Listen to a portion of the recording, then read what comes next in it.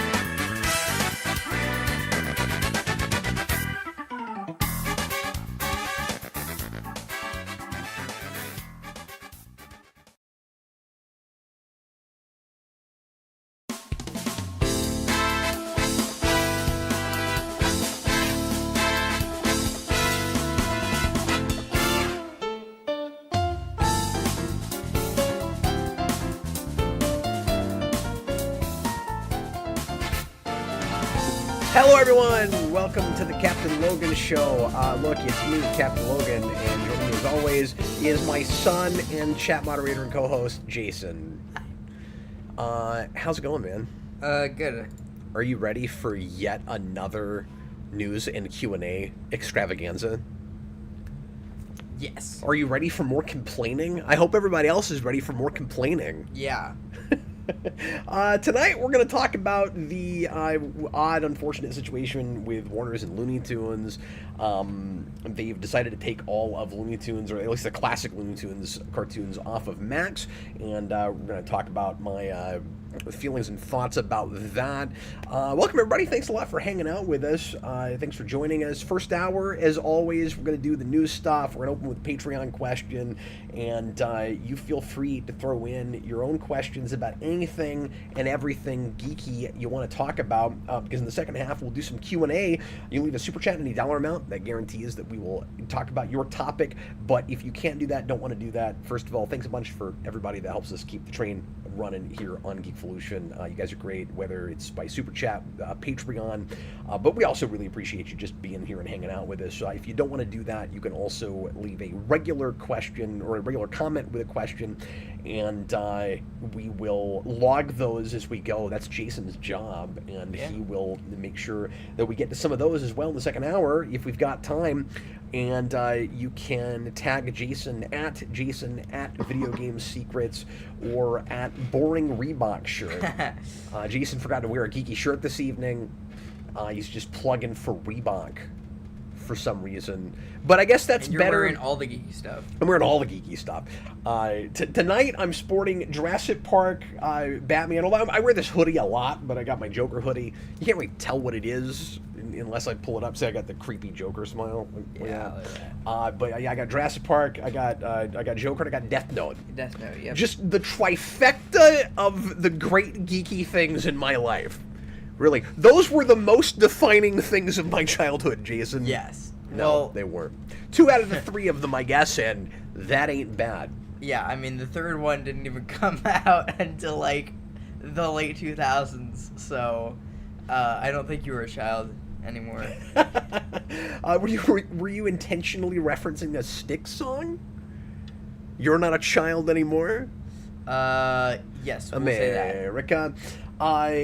Also, at the start of the second half, Jason is going to do an epic review of a show that he's been binging and finally finished. Yes. You want to say what that is yet, or do you want to wait till we get there? No, we'll wait till we get there. Oh, okay. All right, cool. Well, And I'm just going to review the last season, since I've said my thoughts on some of the other stuff from Oh, really? Okay. I thought you were basically going to review the whole second half. No, that would take like 3 hours. Okay, anyway. Well, let's go ahead and just get right into it. Jason, what is our Patreon question for this evening? And actually, before you say that, let me just say, we don't have a lot of Patreon questions yet this month, so if you want to leave one so that you get a question answered, maybe you're not able to make it to the show, patreon.com/geekvolution, just the $2 tier. And the $2 tier also gets you access to my Batman 89 commentary series after the commentaries are finished. I've done 5 of them so far, which is not where I wanted to be by this point in the year, but I am plugging away at it best I can. I had some trips I had to take early this year, and I couldn't do it, and then I got sick, and then my whole house got sick. So the last 2 weeks I haven't been able to, but I did do one on Sunday, and I will be back again this week. Who knows what the gimmick's going to be, if there is one. I don't know. You don't know. It'll be something. You're going to use the Death Note. You know what? I say this week. I'm actually out of town this weekend. Yeah. So next time. I might try to put it some other day early next week, or I might just have to skip this week again. But I'm trying to get through them. Anyway, so I've done 5 so far. You'll do it in Texas. If you want to see the crazy stuff I'm doing, patreon.com/geekvolution, $2 tier. I watched it last time on my cell phone. Wow, how was that? Could you see anything? The colors were great. Nice. Shockingly. And oddly, I've noticed a few things I've never noticed before while watching it tiny. Yeah. But yes, that is not the ideal experience for any movie that was made for theatrical consumption. Yeah, I mean, I watch things on my phone, but like... Yeah, that's unfortunate. I should just not allow you to do that. Yeah. Well, tablets are so big. You have to at least have a tablet size. You probably don't watch a lot of movies on your phone, though, right? Like, you probably don't watch a lot of things that were intended to go to a movie theater and watch. I watch TV shows, but... What is our Patreon question for today? Our Patreon question for today Gotta really pop it in the mic. The Patreon question. Patreon.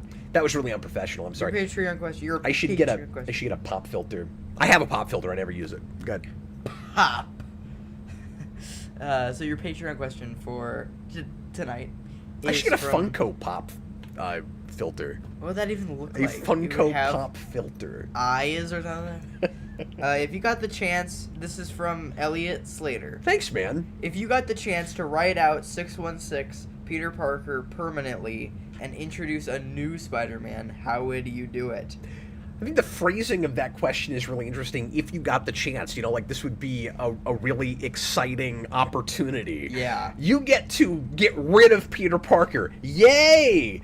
Because the main problem with Spider-Man recently hasn't been we don't care about that character anymore, or we've decided to do the least interesting things with Impossible. But yeah, so forgetting the phrasing of that. So let's say you have to write Peter Parker out. Yeah, if you had the chance. You alright? Yep. Do we need a tutorial on how to drink water? What, yes. What, you alright? I think I need to know step 1. Sometimes it goes down the wrong pipe. Okay, so give me the last part of that again. Yeah, if you had to get rid of 616 Peter Parker and introduce a new Spider-Man, how would you do it? I don't know. I resist that so much because, I mean, maybe a good way to rephrase this as an idea is can you do it better than it's been done already, right? Yeah. We've done it with Miles Morales. We've had, obviously tons of other Spider-Mans from other universes and stuff. But as far as you get rid of him and you bring somebody else in, I mean, I think Bendis did a pretty good job with that with the initial introduction of Miles Morales in Ultimate. Where you kill him off, and somebody else takes the mantle. And he just happened to also get bit by a spider, but I don't know. A brilliant idea doesn't immediately come to mind. Then you should come up with the worst idea. Yeah. I mean, I think my initial instinct would be to not create a new character. That's why I'm having kind of a hard time coming up with something interesting. You blindsided me with this. I didn't look at it ahead of time. Oh yeah. So I didn't have anything prepared. yeah, you introduce a new Spider-Man, how would you do it? I mean, again, the obvious thing is what Bendis did, where you have somebody else get bit by a spider and has a similar power responsibility thing, and you have to parallel the Uncle Ben relationship in some way. This is a little bit of a stumper. Yeah. Okay. Worst idea I can possibly think of is J. Jonah Jameson has a teenage kid we didn't know about. And he grows up kind of like Flash Thompson, hero-worshipping Spider-Man, and his father hates Spider-Man, so he's like a closeted Spider-Man fan. That's not bad, actually. And he is constantly like butting heads with his father, or maybe he just refuses to like talk about it with his dad, and that's like a giant point of friction between them. And maybe he and Peter Parker, you maybe make it like a reverse, sort of like a reverse Harry Osborn situation, and Peter Parker is friends with J. Jonah Jameson's kid, or maybe mentors him, right? Like Peter Parker is in his late 20s, early 30s. Yeah. We keep sliding his age, but let's say he's an adult, right? And he's kind of mentoring J. Jonah Jameson's kid. And then when Spider-Man dies, he somehow learns Peter Parker's identity, and he decides to step up and be Spider-Man. And it's partly because he feels... This actually doesn't sound like the worst thing in the world, except just the stupid secret kid thing. Yeah. I never loved the secret kid thing. This would maybe be better for like another alternate universe. But where Jameson's... And does Jameson have a kid? I mean, like another... like a younger kid, I guess, because obviously he has John Jameson, right? But you wouldn't replace him with John Jameson. No, you should do that. I just like the idea of whoever replaces Spider-Man, it kind of needs to be a teenager, I would think. It'd be weird to replace him with an adult that also has to have like the power responsibility thing. Makura in Alias. Jameson has taken in a girl with spider-adjacent powers, but that's been forgotten. Oh, wow, okay. See, everything has been done. But yeah, I don't know. That was the first idea that came to me. You could do it with Harry Osborn. Yeah. It might be kind of interesting to have a Harry Osborn that... And this would be an adult Spider-Man, and I don't know what we're doing with that character at this point, if he's, like, flat-out dead or whatever, but let's say you had a Harry Osborn that has been the Green Goblin, and who it comes back from that and seems to be, well-adjusted again, and has gotten over his mental issues, and then Spider-Man dies, and... they've mended the friendship, and they know each other's identities and all of that. And then maybe that's another way to do it. But again, he's had to introduce a new character. Yeah. So, I don't know. That's the best I can come up with. Yeah. That was hard. That is hard. I'm not satisfied with my answer, but we need to move on. You will never be satisfied. Okay. It's time to talk about tonight's lead-in topic. Over the weekend, the new Looney Tunes movie opened to no fanfare whatsoever. Nobody seemed aware of this. I saw previews in the movie theater, but nowhere else. Like it didn't seem to jump up on websites or TV or anything I happen to be looking at. And to be fair, I'm a little sheltered these days. I don't look at a ton of stuff, but like I was hearing nobody seemed to hear about it, and the few people that were looking forward to it seemed very irritated and upset that there was no marketing push behind it, really. That is the day the Earth blew up, and before I get ahead of myself and I start complaining about how Warner's has been handling this, I just want to say, so that I don't seem like a hypocrite, no, I didn't go see it, and I haven't supported it yet either. I haven't decided yet. I mean, it's... Did get the time in theaters did get extended. That's good, because I was going to say, if I'm going to go, I better go pretty soon, because it's probably not going to be in the theater very long. It was originally going to leave today, and it got extended. Austin is seeing it tonight, and so I may try to go, and he and I could maybe review it next week. I wasn't real impressed with the trailers. It just didn't really look like my thing. I'm pretty particular when it comes to Looney Tunes, and some of the animation seemed a little overly exaggerated and too modern for my taste. And this is just me. I mean, the reviews are good, but people seem to really like it. People also really liked the new Ninja Turtles movie, and I really disliked that. So I don't, especially with animation, I don't trust reviews. It's maybe, you know, people are liking it. That's great. I don't know if it's gonna be my thing, so I wasn't rushing to see it. Now I don't want to say more curious, but I almost want to like go see it and support it just because I don't like the way Warner's has been handling Looney Tunes in general. But yeah, and then just some of the gags in the trailer seemed too kind of potty humor for my taste. Was the other reason that I couldn't get excited about going. But anyway, so I just wanted to throw that disclaimer out. So yes, I've not seen it yet either, so I'm part of the problem as far as that goes, but it also blindsided me. Like, I knew it was coming out sometime this year, but I didn't know it was out already. Yeah. So anyway, the same weekend, hard to think that this is coincidence, but we'll talk about it because I'm not totally sure what's happening here, to be fair. I said with the thumbnail, like Max sucks. There I said it. I don't like that they're taking Looney Tunes off. They're taking all the classic cartoons off. That doesn't mean, because somebody before we started was like, well, they've still got a lot of classic movies, like there's reasons to be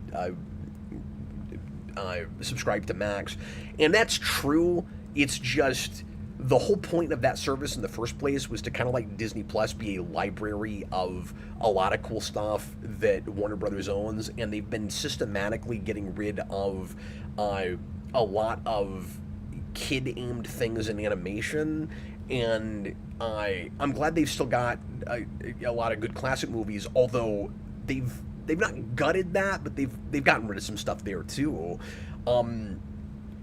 But more and more, there's less there that I'm subscribed for, and to be fair, part of that's because I have kids, and so like that's just my personal angle with it. That's just a me thing. But I also just don't like the general culture that we have these days that seems like it's kind of forgotten about kids and doesn't care about kids anymore. That's part of that whole thing with me.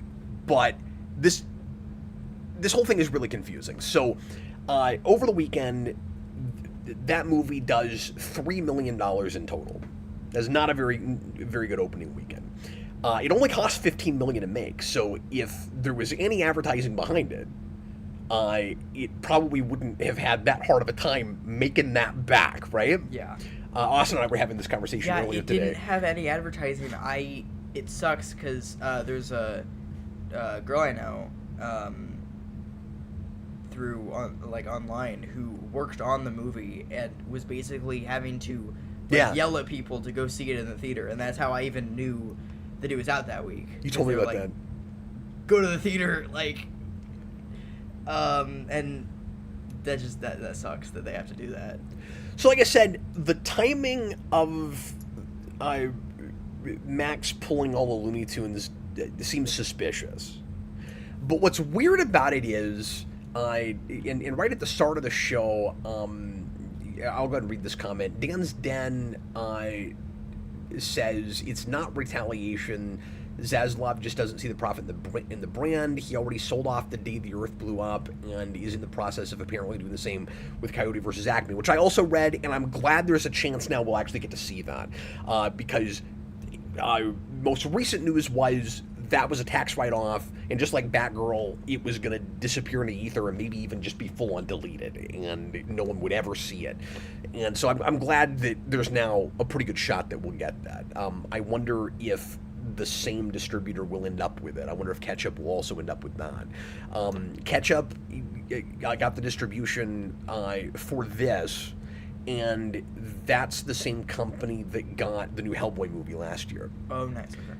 Another movie that didn't get a big advertising push because I assume because it's being distributed by a company that just does not have the resources that the a lot of the bigger studios have. Yeah. I would assume that's the reason. Okay, so he makes a good point, but again, that it happening that same weekend, it's hard not to see that as retaliation. It looks like that to me, and maybe not, but if that was like always the plan, why that weekend? It just seems like Zaslav and Warner's at large lately have just not cared about animation, and because it's not bringing them the dollars. And I get that it's a business. I understand if you're not if it's not helping your bottom line enough to greenlight new animation, and if your animation studio is kind of a sinkhole, like, it sucks. I hate seeing Warner's just drop animation entirely. That really bugs me. Like, just on a personal note, I friggin' hate that. But if you're in trouble, let me put it that way.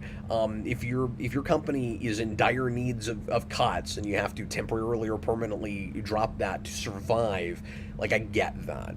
That's different than keeping the material available that you have already. Like, what does it really cost them to keep that on Max? Yeah, that's my thing, is why not? Like, if you are able to keep it on there, then, like, why not keep it on there? Because then you might lose money. Like, well, what is it really costing you? And this is just a question. I don't know how exactly this works. What's the point? Well, what I'm trying to say is, I don't know dollars to donuts what it really costs for streamers to keep X number of shows and movies in their service. Like, are you really saving any money by not hosting it anymore? Or is it simply a matter of these things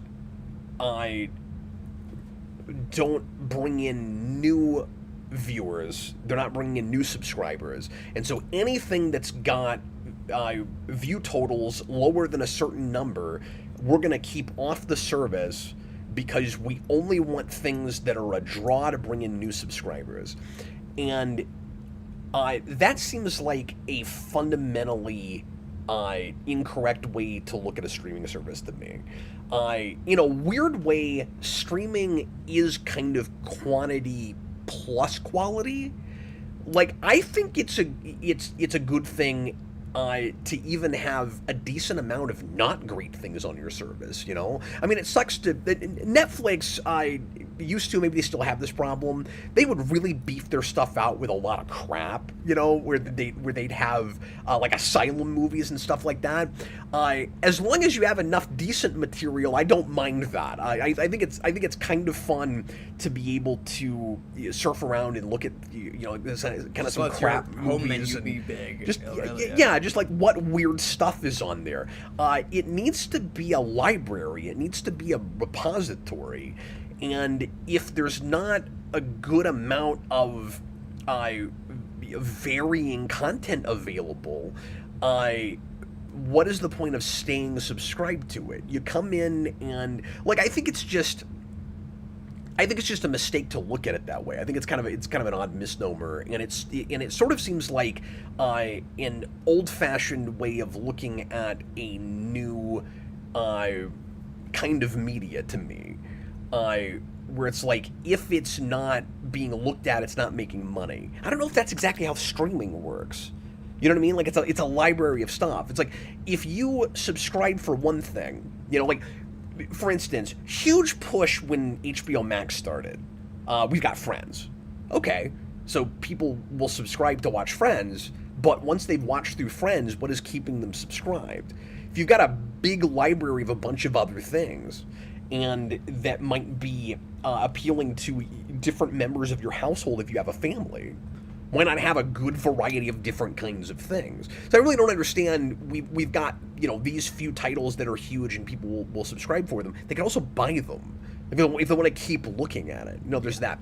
The other thing that's really weird about this, though, well, first of all, I'm jumping around. Sorry. Let me address the other part of Dan's comment where he says Zaslav already sold off the day the Earth blew up, because that's not what I've been reading, so I'm really confused about it.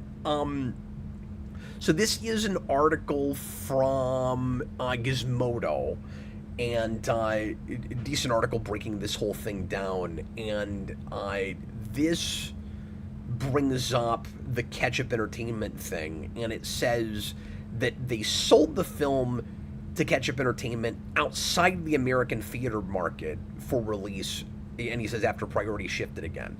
So when I read that, I thought that it was domestically still distributed by Warner Brothers. If it's not, if it's just they sold it to Ketchup, then this is at least consistent with their strategy with all of this, right? Yeah, that's what I thought. It's hard for me to get quite as worked up as I was before, if that's the case. However, doing it that same weekend kind of just seems like an unnecessary turn of the knife. Like, if they had taken all of Looney Tunes off of Max as soon as they sold that to Ketchup, assuming they flat out sold it, then I mean, okay, like, that's a bummer. Like, I don't like that it's not there. I thought but they like, so this is two things for me. I don't like that they just pulled all that off, because I want that stuff to be available, and I don't care that it's not doing huge numbers for them. I just want it to be around. And somebody else, I think maybe it was Michael McAllister, he suggested, well, I mean, people can just buy it. He said there's a DVD Golden Collection that's not expensive now. There are the old collections are like real high now, and I guess it's some of it's more viable than it used to be. But a lot of people don't buy physical media anymore. Yeah. And more people are likely to discover it on their own, or have their parents who grew up with it, or grandparents that grew up with it now show it to their kids if it's on that service. But again, also just, it sucks when you get a new CEO that comes in and starts wiping the deck like that, because he doesn't care about the legacy of any of this. He doesn't have any respect for the history and the importance of Looney Tunes for their brand. Like, Zaslav just seems like a kind of stuffy, unfeeling CEO. And again, you've got a bottom line. I get that. But I just wish that there was a little classiness about I wish the guy running the company loved the company. Yeah. That's what I'm saying. And over again, we've seen with this guy that he doesn't, and it bothers me. Yeah. That's what I hate about it. But the second thing that bothers me about this is, so it's I wish that Looney Tunes would stay on Max, in the same way that I wish the Cartoon Network stuff had stayed on Max. Yeah. I wish they hadn't gotten rid of Space Ghost. I wish they hadn't shut down the Cartoon Network website and replaced it with with just a page that redirects you to Max. There's a lot of cool stuff on the website. They don't care about the legacy of anything. Yeah. And then the second thing, again, is just the timing of it. You're turning the knife for no good reason. Yeah. No, it sucks. It just rubs me the wrong way. Yeah. Well, and then also, I mean, when they got rid of Boomerang as well. Yes. And that had previously, before Max, had a way better selection of Looney Tunes. Because even when Max had Looney Tunes, they didn't have everything. Yeah. Because HBO Max, before he came on, had like almost the whole library. Yeah. And you look at this compared to Disney Plus, and it's night and day. And I complain all the time about Disney Plus when it comes to their new content, but they've done a real good job of being a repository of Disney stuff. And you know what they don't do that nearly all of these other streaming services do? They don't turn things in and out on Disney Plus. Mm-mm. Most of what they have, they hang on to. Yeah. Which is really nice. Like, they give you big stuff. Yeah. Their big stuff. They give you a reason to stay subscribed. I find it very difficult, as much as I sometimes want to cut ties with Disney Plus. More and more, I kind of want to get rid of Max, where it's like, yeah, if I want to watch one of those old classic movies and it's not streaming anywhere else, I can spend the $2.99, $3.99 to rent it. Yeah. There's not a lot of incentive to hang on to it. at this point. And also more and more, because these services are getting more expensive and they're shrinking their libraries. My wife and I more and more are cutting out streaming services and thinking about cutting out more and building our physical library. Yeah. I mean, when they keep pulling this crap, then, like, that's kind of what you have to do. I mean... It's just so anti-consumer. Yeah, it is. And I hate to sound super entitled about it, where it's like, no, as a company, you must have every single thing you've ever made available for streaming. I'm not saying that, but a cool, healthy library to celebrate the history of your company is just cool and classy and worth staying subscribed for, and also what Max was in the first place. Yeah. And so it's frustrating that it's just turning into something else. And also, the quote was very curious. I think it's in this article. Let me try to find it. Where... Sorry, I'm not finding the exact quote yet. But what Warner has said publicly, their kind of public statement about this was children's programming is no longer a priority for them on Max, and it sounds like just at large with Warner Brothers. And they said they are prioritizing adult and family entertainment over children's entertainment. Yeah. Warner, and so they're putting, and their examples were things like Sesame Street and Looney Tunes. So we're putting Sesame Street and Looney Tunes on the same level and saying they're both only for children. Yeah. That's preposterous. Even they're not. When Looney Tunes even when you go back to the 40s, Looney Tunes was never just for children. The cartoons played in front of movies that adults went to and they liked them. It was never just for children. Yeah. And there was a lot of satirical stuff in those cartoons that would have gone over adults' heads. They were for everybody. It's the dictionary definition of family entertainment. It's the most preposterous thing they've said in a long time. Yeah. I don't get it. It's just about adult and family entertainment. We don't care about... And also, I just hate we don't care about the kids anymore. I don't know that I've ever heard this really from a media company, from a movie or a TV studio, right?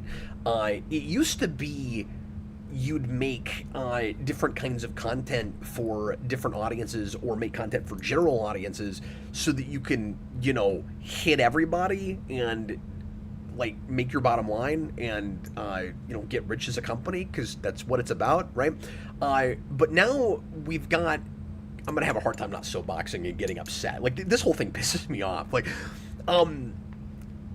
now we've got a culture that is so uninterested in the family now, and it's just about me and my career, and you got a lot of people that don't care about having families and don't want children, and I'm not talking about any individuals. Everybody should live whatever kind of life they want to live, but there's almost like a social taboo these days, I feel like, sometimes against traditional families and people having children, and that is more than creeping into...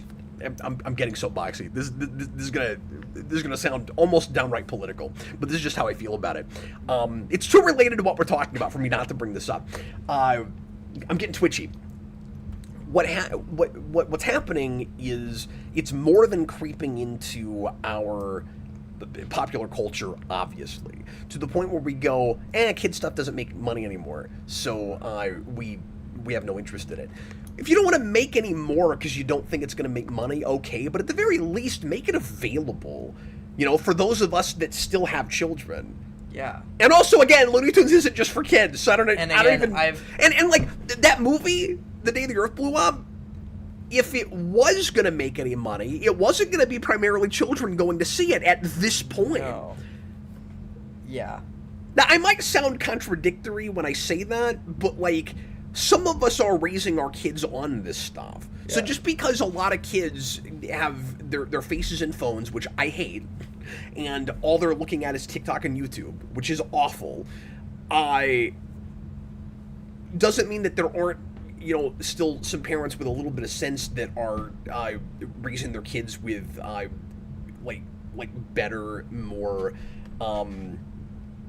quality stuff. And I wish that stuff was more available. And Zaslav's the guy that said it's all about quality now. Yeah, and which makes him full of crap. Yeah. Because, I don't know if you've said this on the channel, but this is just a fact. That movie, the Coyote vs. Acme. Yeah. Had good previews. Right. And Joker 2 had none. Yep. Joker 2 is not good. No, Joker 2 should have been written, not you saw it, but yeah. Joker 2 should have been written off as a tax thing. Also, may I note that Joker 2 opens with a parody of a Warner Brothers cartoon. Really? Yes. Oh my gosh. I just got to throw that out there. Hey, would you read Robert's super chat? Because that was the next thing I was going to bring up. Yes. He has a $5 super chat for us. Funny how Warner Brothers got rid of HBO Go in favor of Max, and now they're making Max more adult-oriented and just the HBO service. It's like Max was a waste of time. Max, ultimately it was. Unless you were there at the beginning, you were able to enjoy it for the first year or two when it was great. And let me say, when Max started, it was the best streamer there was. I loved it. I mean, especially for me personally. Like, again, some of this is just me stuff. Like, I had all of old Cartoon Network in one place. Yeah. You had all the Boomerang stuff. It was nice to be able to subscribe to that and have pretty much everything Boomerang had, not have that Boomerang anymore. Yeah. I think their classic selection was a little bit better. It was. There's just a lot of great stuff there, and then it had HBO's like nearly their entire catalog. That's exactly what I was going to say, Robert. So Max has just turned into HBO now. What the hell's the point? And it sounds like Warner Brothers just wants to be HBO. Yeah. Like as a company. So to my point from earlier, I guess we've seen this the other direction some, where and also some of this is just the world you live in, and the world has changed, and I get that, but like, Disney, up until recently, was the wholesome family and aimed mostly at children company. And so they weren't, of course, really making a lot of, like, adult rated R movies. That wasn't the point. Except that they had another arm that did that, right? So, like, they own, what was it? I forget, was it TriStar or something else? It wasn't TriStar. But they owned another company that made regular movies for adults. And then the stuff with the Disney brand was family and children's entertainment. Warner Brothers is basically saying, we only want to make things for adults. And they're saying family, but I don't know what that means from them. Yeah. And it's just weird. Yeah. It's just weird. But yeah, and this will be the last thing I say on this, just to kind of reiterate, I thought, despite having no advertising dollars into this, Zaslav was maybe just freaking out, and this is speculation, of course, I didn't know, but my guess was Zaslav was freaking out like he did with Joker 2, where apparently there was this like famous conference call where he just like chewed out everybody over it, and when I heard, because the same day I read $3 Million Opening Weekend was also the same day I read Looney Tunes is off of Max, and I went, there was a conference call, and Zaslav lost his mind, and he looked like he was in a Warner Brothers cartoon where like the top of his head pops off, and there's like smoke coming out, and his eyes bulge. But then if Ketchup really bought it and distributed it themselves, then that can't be what happened. Because I thought it was like him getting upset that it made no money. But if they didn't even own it anymore, he wouldn't be upset about that. Yeah. Let me also say, if they're not going to care about this stuff anymore, yes, sell it off, sell it all. Sell Looney Tunes as a brand to someone that wants it. Yeah. As sad as I am that won't be connected to Warner Brothers anymore, because clearly this just isn't the same company it used to be. Right. And if we find out that somebody else is going to be streaming it, I'll be less upset about it. Yeah. But it sounds like they're just burying it. Yeah. Yes, there is. It's still on television. Some. I think there's a internet channel that has it. Maybe.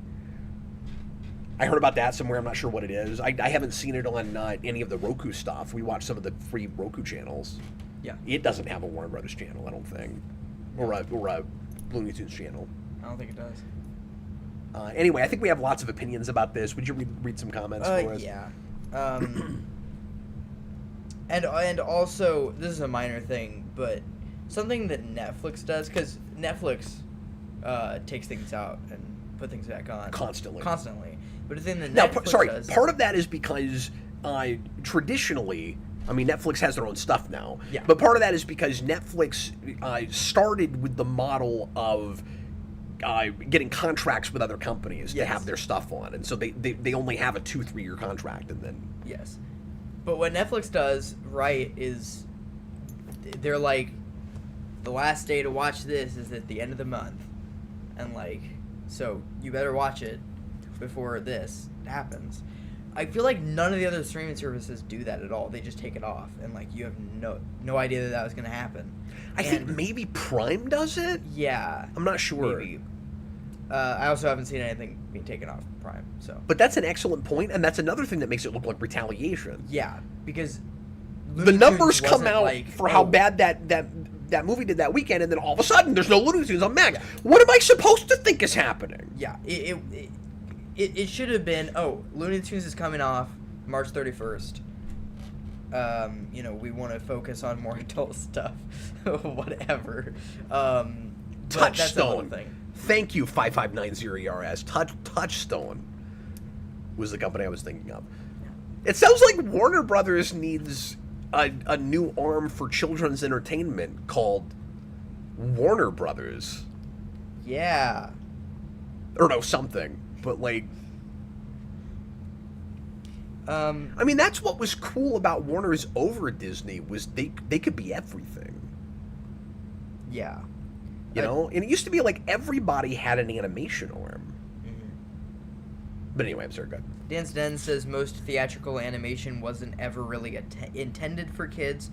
It wasn't until Saturday morning television that stigma even came to be. Yeah. What a great point. And sure, you had a lot of, cute animals and bouncy music and stuff. You get why that always appealed to kids, but it was also hilariously violent. Yeah. And, intentionally over the top, isn't going to give you nightmares violent. Yeah. But, the earliest stuff was odd. It was kind of oddly edgy about it. Yeah.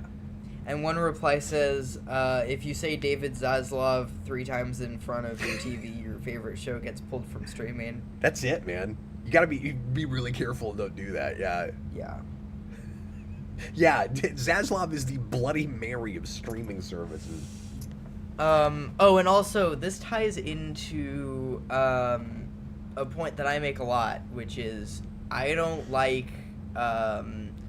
this thing that I feel like people seem to have, this thought that people seem to have, where you make something and then in 30, 40, 50 years, whatever, it doesn't matter anymore. Yes. It's it never existed. And I hate that so much. Yeah. What's the point of making anything at that point? I mean, I really hate the fact that now we're just focused on making stuff that trends now. Yes. And then later, no one cares about it anymore. If you make a good thing, you want to keep going back to it. We're raising kids to see everything as disposable, And I mean, that's the whole TikTok generation, dude. Yeah. I mean, it's about, and when I was a kid, it was a problem. It was bad, but it was like, I only care about what's currently top 40 radio, and as soon as that's off the top 40, I don't care anymore. Oh, and so that was a few weeks, and I always thought that was insane. Like I had friends that would, maybe I didn't have a lot of friends like this, but I knew people that would be weirded out by the fact that I was listening to something that was even 5 or 10 years old. Yeah. Now it's gotten to an insanely absurd place of literally, it doesn't matter after 10 seconds. Yeah. Literally. Yeah. You watch a thing, and when you're finished with it, it's like it never existed. Yeah. And we're raising a whole generation like that. And we're going, and so we've got kids that don't appreciate like the influences of anything they're looking at. They don't know where stuff came from in the first place. They don't want to go back and look at anything quote unquote old. And I'm telling you, if we don't make this stuff more available, you're gonna have a whole generation growing up not even knowing it was ever a thing. Yeah. And yeah, getting them to look at it in the first place is maybe a challenge. I'm not saying there's simple answers to this stuff, but the idea that if it, with respect to the, I can't remember who it was, to the commenter that brought this, Michael McAllister, I think, that mentioned, well, he's got it on DVD. Yes, for you and I, Michael, there's easy solutions for this. You just buy the things you like and you hang on to them. Yeah. Good. I mean, that's what I've been doing and what I'm going to be doing more and more. But how do you introduce people to stuff? You know, we've got these great tools that, because people aren't watching broadcast television. That's how you used to introduce people to old stuff. You had stuff running in syndication. You had Nick at Night. You had TV Land, right? And people aren't exposed to anything anymore. They have to seek it out. They have to go look for it. Maybe you'll stumble on something in a streaming service when you're messing around with it, but people don't channel flip and then see a thing and get curious about it anymore. Yeah. People don't flip around the radio and hear a song and, oh my god, I love that song. It's we've got these great tools that if we use them properly, we can easily learn so much more than we used to be able to. And what's happening instead is you latch on to the couple things that you really like, and then you never find out about anything else. This is almost a different topic, but and I've complained about this before, but I really hate this phenomenon, and I've really fallen into it, that the more access I have, the more I forget about things I like. The more I don't go out and look at, you know, old stuff I used to, or and it affects memory. You know, like I used to have, I was telling my wife this earlier tonight, I used to have this whole kind of like library in the back of my mind of like songs and albums that I could, you know, pull up in my own personal like MP3 collection when I had an MP3 collection. Now I go to Spotify, and if I didn't back it up in a playlist, I might forget I ever looked at it. It's like I'm overwhelmed. I'm overly stimulated by the sheer amount of stuff I've got, which probably sounds like a contrary statement to make all these things available, but these are separate issues. I want all the stuff to be available. I want there also to be easy, digestible ways that people explore and discover. Yeah. We don't have that anymore. Yeah. Now, if it's on demand, it's about going to the thing you want already, and the streaming services themselves don't make it as easy and fun to discover as they used to. Yeah. You know, even as they did when it started. I don't think. Yeah. Especially when you get algorithms that just feed you what it thinks you're already going to like. Like, it's kind of useful to have a thing that's like, well, you like this, so based on that, you might like this. But like, you might get that wrong, or there might be things that I would just absolutely love that I have to kind of get out of my wheelhouse to appreciate. Yeah. You know? I'm kind of talking about 9 different topics right now, but... No, that's why streaming in general, is just either it's a bad idea or we just need to do it better. I feel like either we should just stop doing it. All this has happened too fast, and we weren't ready for it, and we don't know what to do with it, and we're living in a dystopian science fiction novel. I mean, that's all there is to it. Can we go back to Netflix on Wii? And it felt like things were moving too fast then. Yeah. Gooster123 says, you know that family show, The Penguin? Yeah. Well, to be fair, they did say adult and family. Yeah. And I'm like, how's Looney Tunes not family? I don't understand that. Now, if you're gonna say, we don't have a kid audience really. We're not getting any numbers on Sesame Street on Max, so we're just not gonna put resources into that anymore. I sort of get that. That's basically throwing your hands in the air and saying we lost the war for kids programming to Disney and maybe Nickelodeon. Mm-hmm. Because when Max started, they had some kids. This is like newer kids stuff. They had like that Elmo late night talk show thing. Yeah. And some stuff like that. I still kind of hate to see them give up like that. Mm-hmm. But I really don't understand going. I mean, you've never heard these two things put together. I don't think I can. Never heard it. I don't think I can overly emphasize how weird and counterintuitive and maybe dumb of a statement that is. In video stores when I was growing up and streaming services now, we have a kids and family section, and they said we can't prioritize kids entertainment anymore. Now it's about adult and family. I've never seen the adult and family section. Yeah, that's never existed before. Also, like, a lot of at least older kids stuff is more family stuff, I feel like. Yeah. That, like, now we view as kids stuff. Like, that's such a great point. Like, now we've got this... I mean, if you're getting rid of, like, Bat Wheels and, like, stuff like that, that's, like, very, like, childish, sure. But,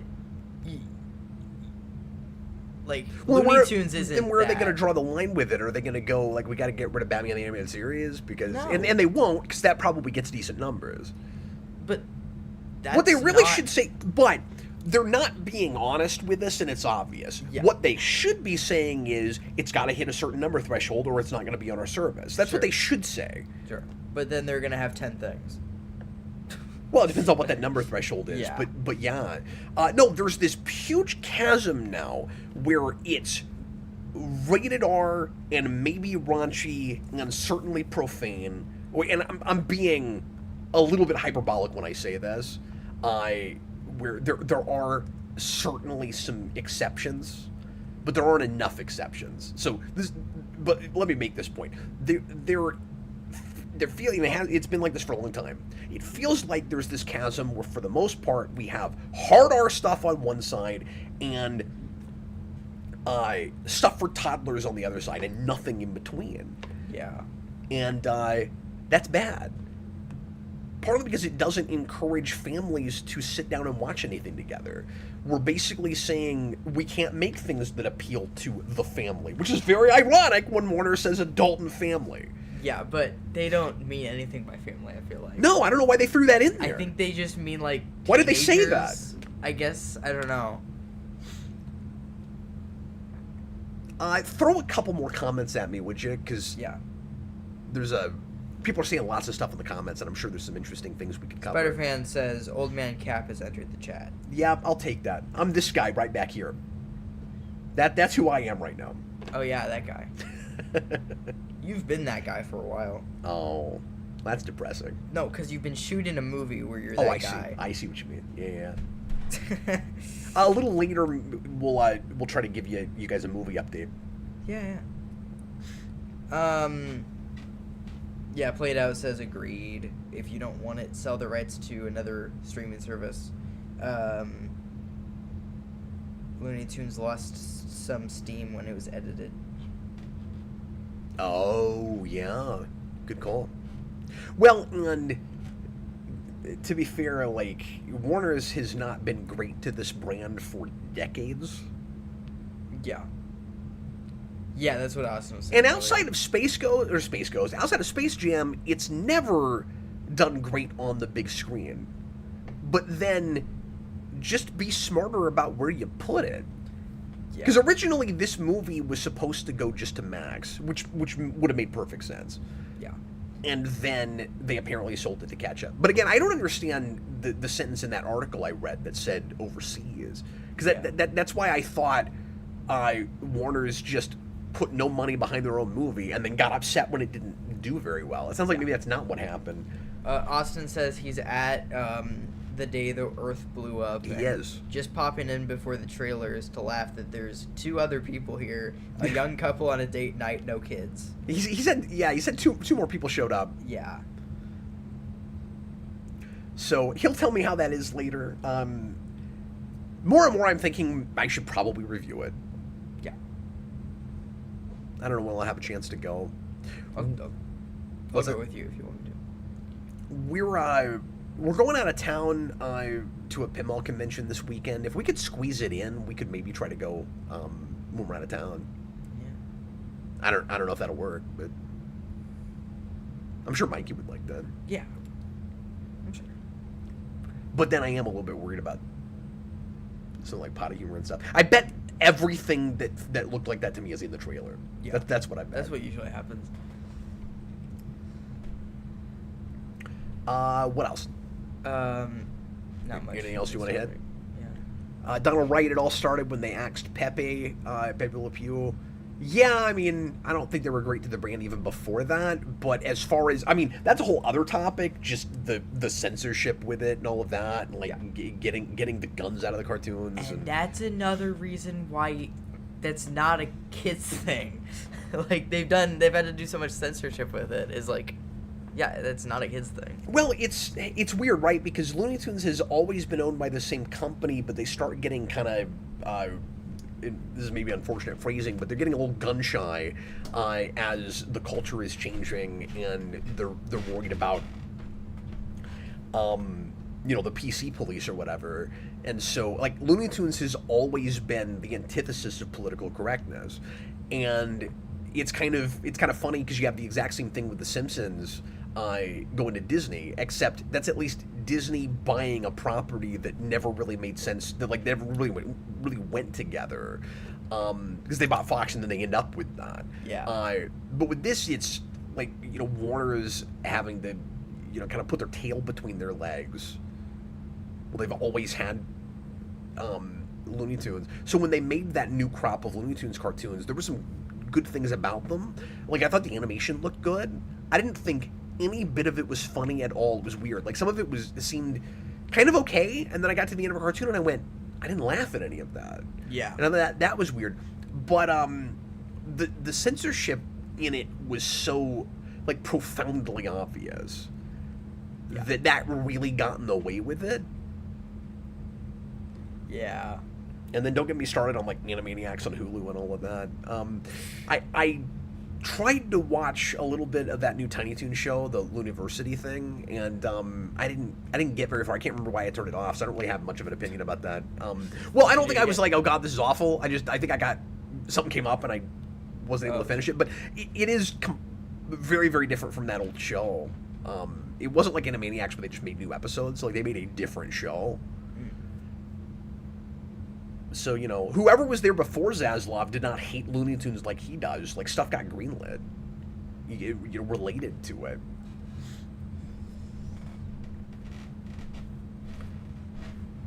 Michael Micheletti. Looney Tunes, was it McAllister or Micheletti that I was No, it was McAllister reading earlier? Was he also in the chat? Okay. I just want to make sure I wasn't quoting somebody else. Looney Tunes needs to be a commentary of the times. It makes fun of life. Yeah, exactly. And it should be allowed to make fun of anything. Yes. All right, well, we're almost at an hour. Let's go ahead and take a break, and when we come back, we'll get to Jason's segment. Okay, I thought you were going to try to do the other latent topic in the first hour. Well, originally I was, but we didn't get there.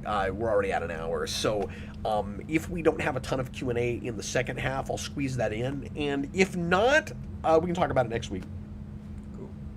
Because if we have a slow week, that'll be a good lead-in topic all by itself. I'll just put a pin in it real quick, but there is apparently a new hope for Power Rangers, and there is a Power Rangers show that is maybe about to be developed for Disney Plus of all things, which was not on my bingo board. That's crazy, but it's apparently being spearheaded by the co-writers of the Percy Jackson series, which I don't know anything about, and I'm not sure if that's supposed to be any good or not. Show? But, yeah. Okay. Cool. But we can talk about that later in the show, or possibly next week. Thanks for hanging out with us. I hope you stick around, and we'll be back with you for part 2 in just a few moments.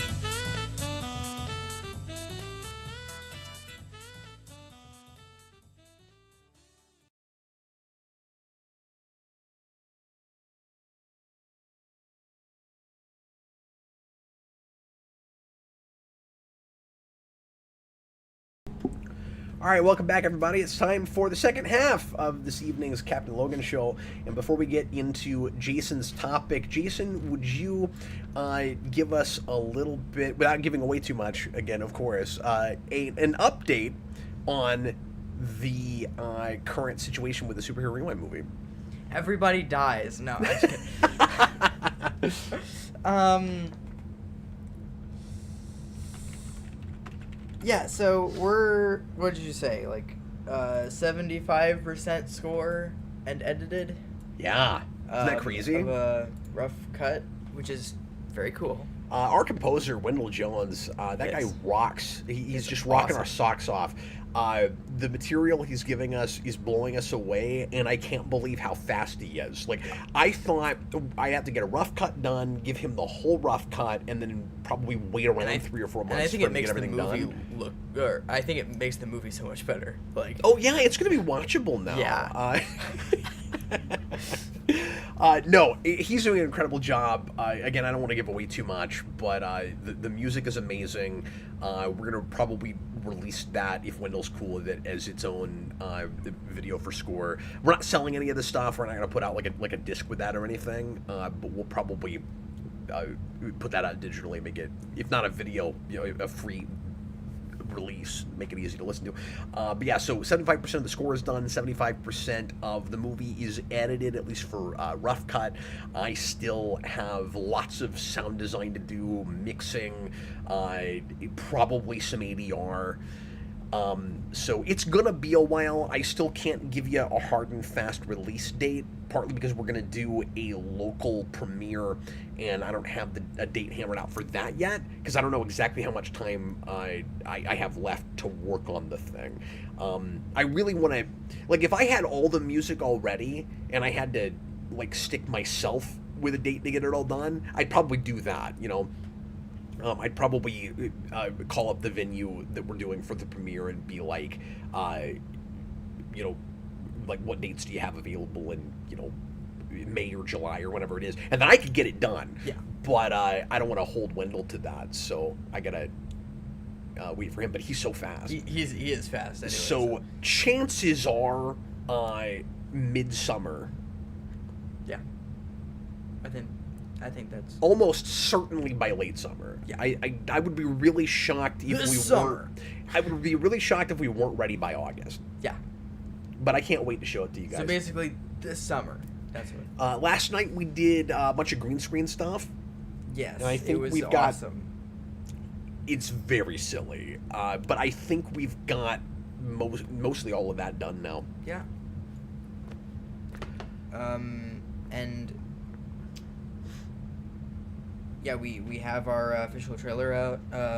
It's been what, a month? Put that out about a month ago. About a month Yep. ago. Yeah. And people seem to be liking that. Yeah. So stay tuned, folks. It's gonna be cool. Jason, Yes. why don't you go ahead and get us into your segment? Okay. Jason's going to do a review for us of a series that recently ended. Get out your questions for the Q&A section for right after that, won't you? And we do know that we've got another super chat that we haven't answered yet, because we'll do that for the Q&A section. Feel free to leave more of those or regular questions or regular comments with questions. Take it away, Jason. Yeah. So I think it's been about a month. Cobra Kai, the Netflix series Cobra Kai, sequel to the Karate Kid series. Yeah. That That started as a YouTube Red show. Yeah, and then turned into a Netflix show, and then got 4 more seasons somehow. Season 6 of that show ended a month ago, and it was released in 3 parts, spread out throughout like 8 months or something. It was just crazy. Are you glad you waited? Yes. Basically, what I did was, about a week after it ended, I went back and I binged it from the beginning, because I had only seen the first 4 seasons, and I hadn't seen season 5. And you and I have reviewed some of that together. We were going to watch 5 together. I got busy. You kind of cared more than I did, and I was like, yeah, go ahead. Maybe I'll watch it at some point. Now I don't know if I'm going to. You should watch season 5, but, like, I don't know. Like, the thing After is, what you said about 6, I don't know if I really I don't cared. know if you care. but- Yeah. Because you won't want to keep going after 5. So did you want to hurry up We'll and see. get it done before Legacy comes out? Was that... Or what is that? Yeah. No, Legends. Is that what it's Legends. called? Karate Kid Legends? Karate Kid Legends. Yeah. Is that why you wanted to get it done? It doesn't look like that movie's going to have hardly anything to do with that show. Well, also, but- I wanted to watch the other seasons, so Yeah. I binged it fast, and then so We will almost certainly review that together. yes, and And it looks great, by the way. it does. It looks awesome. If you haven't seen the trailer for Karate Kid Legends, check it out. It looks really cool. And I'll also watch 2010 Karate Kid since I have never seen that. Yep, we got to do that too. Do you want to watch that together? Yes. Okay. Yes, let's do that. Because I've seen everything else Karate Kid. I own it because I bought it on accident once, thinking it was a different one. You actually have it twice now, so... That's weird. Okay. Yeah. So, Season 6, I'm going to be reviewing all 3 parts. And I'm going to tell you what's good about it, what is bad about it. Are you going totally non-spoiler here? We're going minor spoilers. Minor spoilers, okay. So, basically, they're... Season 5, they were accepted into this big, like, worldwide event, like, karate tournament that is broadcasted called the Sekai Taikai, and that is how the announcer says it every time. He's always like, it's the Sekai Taikai. Like, dude. Calm down. It's gonna be okay. And basically... By part 2, they get to Barcelona, where the tournament is held, and they are both them and Cobra Kai were accepted into the tournament. So they're trying to win. That's the whole thing. So at the end of season 5, Cobra Kai seems to have like disappeared off the map. And so by season 6, we're like, oh, where's Cobra Kai? And it comes back as a Korean Cobra Kai, which I think is pretty cool. And that's on my good list. Okay. So I like the idea that there's a Korean Cobra Kai, and the only, like, American sensei is Kreese, and then there's, like, other Korean senseis, which is pretty cool. And it's like, oh, they bring in, like, a whole new team, like, there's no one that you know yet, and you have to meet, like, all these new characters. And I think they're introduced well enough. There's not, like, you get introduced to, like, all these characters, like, right then and there. It's a slow introduction, and I think it works. There's also this, they also introduced this other dojo that's more of a major dojo, through the season called the Iron Dragons, which is supposed to be like worse than Cobra Kai. Like the senseis basically like beat up the kids, and it makes me think of like Russian ballet teachers or something. Oh wow. Yeah. And so it's Cobra Kai in the John Wick universe. Yeah, basically. So I'm imagining on the wall, instead of strike first, it says murder is fine. That's what I'm imagining. I'm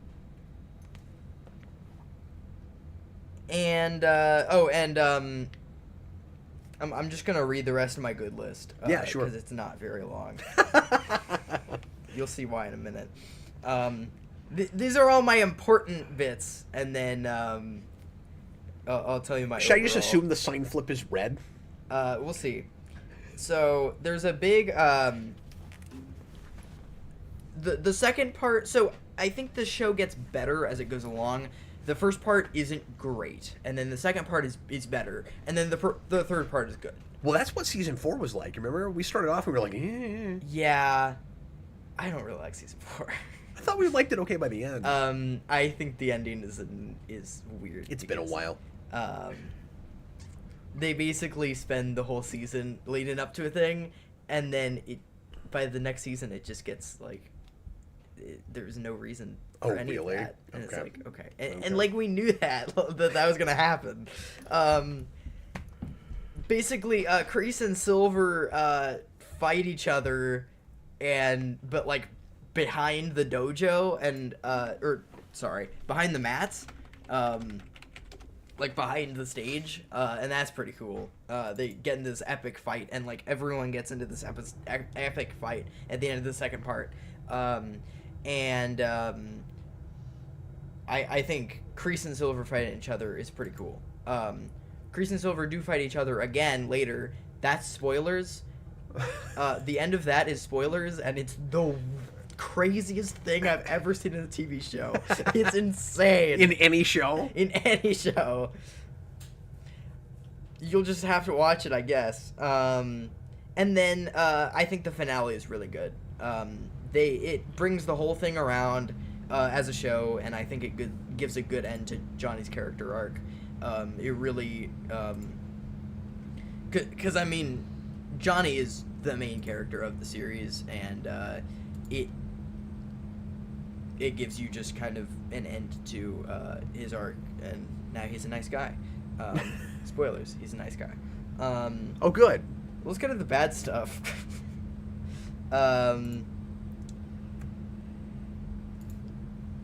There are a couple characters that I don't like how they handled them. The first of which is Chosen. He becomes the main character in season 5, and he's one of my favorite characters because he's kind of the the funny man, but in a like I'm super serious and that's funny kind of way. But he in the whole first 5 episodes, he's just gone, and we have no idea what the heck happened to him. And then he shows up, and he's drunk, and he just starts, like, beating up people in a cafeteria, and it's not funny. Like, it should be, but it's like, I haven't seen my favorite character for 5 episodes. And that's what they did to him. Come in, and he just becomes a cartoon character. Like, what are you doing? And I really don't like how they handled Mr. Miyagi in this season. They went a full 5 seasons without really doing anything like to Mr. Miyagi's character, and they kind of just left that alone. You know. They were really classy about it. I thought. And then season 6, they do some of the worst stuff like retconning I've ever seen. They start just retroactively adding history. Yeah, and it's like, it basically, it just... Did it seem kind of massively disrespectful to you? It comes off in bad taste. Yeah, that's what it sounded like. And it just comes off as, oh, Mr. Miyagi was really this, like, horrible person. And, yeah. Well, was it like he was horrible when he was younger and then he turned himself around? That's what it was supposed to be. I just don't know how I feel about that. And there's a weird thing in the finale where it's like, oh, maybe he was actually a really good person, but he just... So then it gets convoluted? It gets convoluted because it's like, well, then what was that about? There's some bad CGI stuff with Mr. Miyagi. That they did one thing with that, with some like CGI stuff, like with faces. They did that one time in season 5, and it was for 5 seconds, and I was like, okay, I mean, if you had to do that, whatever. They do it twice in season 6 with Miyagi. And with Miyagi. Yeah. And then it just feels like the show has gone on way too long, cause I felt that way by 4. Yeah, cause the drama just gets really repetitive. Like, you guys all like each other. Like, it feels like people are make like dumb mistakes just for the sake of drama for the show. Forced drama. Yeah, and especially in part 2, there's just so much like, oh, Robbie's whole character arc in part 2 is he can't pay attention during a fight because he keeps looking at Tori. It's like, what? And he does it like 8 times. And I'm like, dude. Like, this sounds like where Arrow got. Yeah. And I didn't get far in Arrow, but it didn't take long, but yeah. Yeah. And they ruined Hawk and Dimitri's relationship. Oh no. Like, they're good again by the end, but it gets really annoying where their whole thing is just Dimitri got accepted to MIT, and he keeps talking about it, and Hawk doesn't like that he keeps talking about it, so he keeps yelling at him to stop talking, and so he becomes annoying, and it's just like, why don't you just stop? And just overall, I feel like the humor got to They a place... played them like a bad romance. Yeah. The humor got to a place that I just didn't need it to go, just overall. And it's just not funny. Just not as funny this season. And my last thing is, it's way too long and way too overly drawn out for no reason. So a normal season of Cobra Kai is 10 episodes. Like 10 30-minute episodes. And the 6th season is 15 40-minute episodes. And you don't need... It felt like half of the stuff you could have taken out. And, like... It's just real drawn out to make a big deal out of this, the last one. And yeah, and it's like... Just felt self-indulgent. Yeah. Well, the Miyagi stuff sounds self-indulgent. Yeah. It's like, it's the last season, so we got to do a big thing with that. But yeah, my conclusion is that the third part was definitely better than the rest of the season, but overall, Season 6 is the show's weakest season. It shows that a series can go for too long, especially a show like this that can get repetitive with drama and stuff. And also, a lot of these characters still act like they're, like, starting out high school. Yeah. And so they're like going into college at the end of the season. You don't feel like people progressed enough. Like, no. That's a great point. But you said it did kind of stick the landing. It did. So that's what's surprising and different about this is it sounds like the kind of show that that kind of outstays its welcome, and that gets too full of itself, and then usually that just falls apart and has a really bad ending. Yeah. Like Arrow. Yeah. But this had a not great season, not great last season, but the last like couple episodes really stuck the landing. It makes it sound like they always knew how they wanted to end it, but they didn't know exactly how they'd get there. Yeah. I wonder if maybe they even wrote some of the finale like years ago. Maybe. Yeah. Whereas like we know what overall Johnny's arc's gonna be, and then everybody else who knows. Yeah.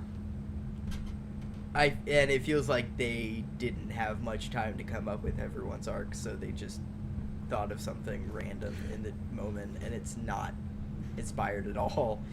Do they leave Daniel in any kind of interesting place, or is he just sort of like right back where he was? Like, he's. I don't want to. I mean, I don't want to spoil too much, but like, do they do anything with him? They basically go. His place is karate, and he should always be a sensei. Oh, okay. So he sticks around in that. Yeah. I mean, that's not surprising, but I wonder if he gives up his dealership. Or has he already even lost that by this point? No. There's a whole plot point where he goes back to the dealership because he wants to quit karate. Oh, okay. In season 6, so. Yeah, I actually don't know where the dealership ends up. I have no idea. They don't tell you. Here's a name I don't recognize. Amidity Blof. I really like what the show does with Miyagi. Felt Daniel's closing arc was pointing the finger at fans and how they treat him. Interesting. Yeah. I haven't watched it yet, so I don't have a dog in it. But. Yeah. But yeah, overall I didn't like the season, which sucks. Because I actually really liked season 5 because it went off the rails and this season does a couple things that's like, what? Like season 5, but when you said there was some almost weird sci-fi stuff. Yeah. And yeah, I think there's one thing that I haven't even told you about that I'll tell you later. Is it like Rocky 4 with that, where it's like, why is there a robot in Rocky? Yeah. Yeah, there's some weird technology stuff that like doesn't make sense. Like it shouldn't be there. Like I don't really know how realistic that show is supposed to be. I'm almost too curious not to finish it at some point now. Yeah. I'm real back and forth on whether I'm going to, because I watched it through 4, and I just never got around to 5. Like season 5 brings in your favorite character from season 3, like your favorite cameo character with Chosen. Oh, right. Because that was your favorite gag, was he's like super serious, and then he's like, yeah. Yeah, no, I love that. And then he becomes like the third sensei of Miyagi-Do, and he becomes a main sensei, and he's awesome. Do they bring what's her face back? The girl from 1. The girl from 1, Allie. Yeah. Does she come back? Yeah. in 3. No, I know, but I mean, does she come back No. after that? Okay, I was just curious if she showed up at the end anywhere. No, she doesn't. But the pastor guy does. Oh, interesting. Yeah. Okay. Tyler Zayas, did we talk about the Power Rangers announcement? We haven't really. I brought it up, but since he put that in the comments, we could start the Q&A with that. Just talk about it kind of briefly. Is that cool? Yeah. I'll try not to spend too much time on this so that we can get to some questions. Feel free to throw some Q&A in. We have a super chat from earlier. We won't forget about that. But we'll see if we can get to at least 4 or 5 questions here. Yes. So this is from the Wrap. 4 or 5 questions. Jonathan E. Steinberg and Dan Schatz. This just came out today. Breaking news. In talks to write, produce, and showrun live-action Power Rangers series at shock, gasp, and awe Disney Plus. I feel like that's awesome. So this is these are the guys working on Percy Jackson and the Olympians, which apparently has had 2 seasons so far, and I've heard nothing about that show. I don't know if it's supposed to be any good. That's just not a franchise on my radar at all. So I haven't looked at it. But these are also the guys that did. Does this article bring it up? There's a series they did with Jeff Bridges that's like critically acclaimed and beloved. Yes, The Old Man, with Jeff Bridges and John Lithgow for FX, which looked interesting, and I've always been kind of curious about. Yeah. So Percy Jackson wrapped its 2nd season, has been renewed for a 3rd, and the only thing they're saying about it is the generic thing these things always say, which is it's for fans and newcomers alike. So, you know, if this actually happens, we'll see if they're doing a show aimed at a little bit of an older audience, or just how kiddie it's going to be. But given that the track record for these guys seems to be a young adult series, like kind of aimed at teenagers, and then a much more adult show starring a couple of beloved elderly actors, this could be in the right hands. Yeah. And I think odds are it will aim a little older. I think the question is going to be, do these guys like Power Rangers, and will they do their homework? Yes. Or do they want to completely reinvent it from the ground up, and they're not really going to look at anything, sort of like the Lionsgate movie, like the 2017 movie? Or are they going to like watch the pilot and then just go from there? Are they going to only be looking at Mighty Morphin? The diehard fan base always gets real upset if that's all you do, if you're just looking at that. I don't think straight up Mighty Morphin reboot is going to be right for a live action series, particularly right after fans feel like the franchise got run into the ground and they're all really angry with Hasbro. I don't know. We've talked a lot about what a full-on reboot should look like. I don't think Mighty Morphin reboot is right unless they throw other fans a bone in it, making it clear that they're going to mix and match and bring in other stuff real quick. Like, if they wanted to do basically the 2017 movie but do it right, what you want to do is very quickly start introducing lore from other places. What you should do is, like, Once and Always. What do you mean? Kind of, like, where it's, like, it's for Mighty Morphin fans, but there are things from, like, oh, yeah, there are other seasons. Yeah, absolutely. But Once and Always did almost nothing with the other seasons. It just went, look, a bunch of action figures, and that was about it. But anyway, my guess, just based on what little we know so far, is they'll look real hard at the Boom comics, and it will be very Shattered Grid inspired. And I think that's the smartest possible thing they could do. So yeah, we'll see. Curious to know what Power Rangers fans in the comments feel about it. Yeah. What do you think, just with like limited information? Like, does that? I mean, limited information. Doesn't it sound more promising than anything we've? It does sound more promising than anything else lately. I mean, like definitely. We're gonna get a movie like set in the 90s with kids that go back in time from now. Remember that almost happened? Yeah. It's like, oh god, like that sounded awful. Yeah. So I don't know. We don't know a lot yet. But the craziest thing about this is, let me go through the timeline for a second. Disney buys Power Rangers. Disney has a period of great rock solid shows, some of the best Power Rangers we get, but not a lot of people watch it. And then Saban rebuys it back. And then Hasbro buys Saban. And then they don't know what to do with Power Rangers. And then they give it to somebody that, if this happens, makes a show for Disney. I said earlier, what's not on my bingo board? That's crazy. Yeah. The poetic justice we're going to have if this show's great, or sort of poetic, I mean, Hasbro will still have it. It'd be almost, is not happy as I am with Disney with almost everything right now. This would almost be cooler if they sold it back to Disney and then Disney made a great show. Yeah, if this is a the great Disney era is when it was great. Yeah. If this is a great show, that just means Disney's the only people who still know how to make Power Rangers. Well, but it wouldn't be them making it. It would just be it going on Disney. Yeah. So what it means is Disney's logo needs to be affiliated with Power Rangers, yes. I guess. Like, yes. It's very strange. Right? Tyler Zayas, Power Rangers at Disney again is crazy. I feel like a kid again. Oh, it's nuts. It's so bizarre. Okay, let's get to audience questions. Okay. More audience questions. A $2 super chat. And then, guys, we're doing rants at the end. Strap in. Get excited. $1.99 super chat from Makura. Oh, hi, Makura. Uh-oh. It's been a while since I asked. How are the pets? Makura, oh, I forgot that was him. Makura always wants to know how our pets are doing. Are they safe? Are they safe? Right? Are they okay? Our pets are all just fine. Yes. They're just fine. Although we've had to be very careful about them because there's been a bobcat lurking around my house, and we can't do anything about it because, like, animal services won't do anything. Yeah. So you call them and they go, well, we can't do anything unless the animal is dead or hurt. And we're like, let's kill it. Okay, so what? Don't say that. Don't say that. So then I'm like, well, what are we supposed to do about it?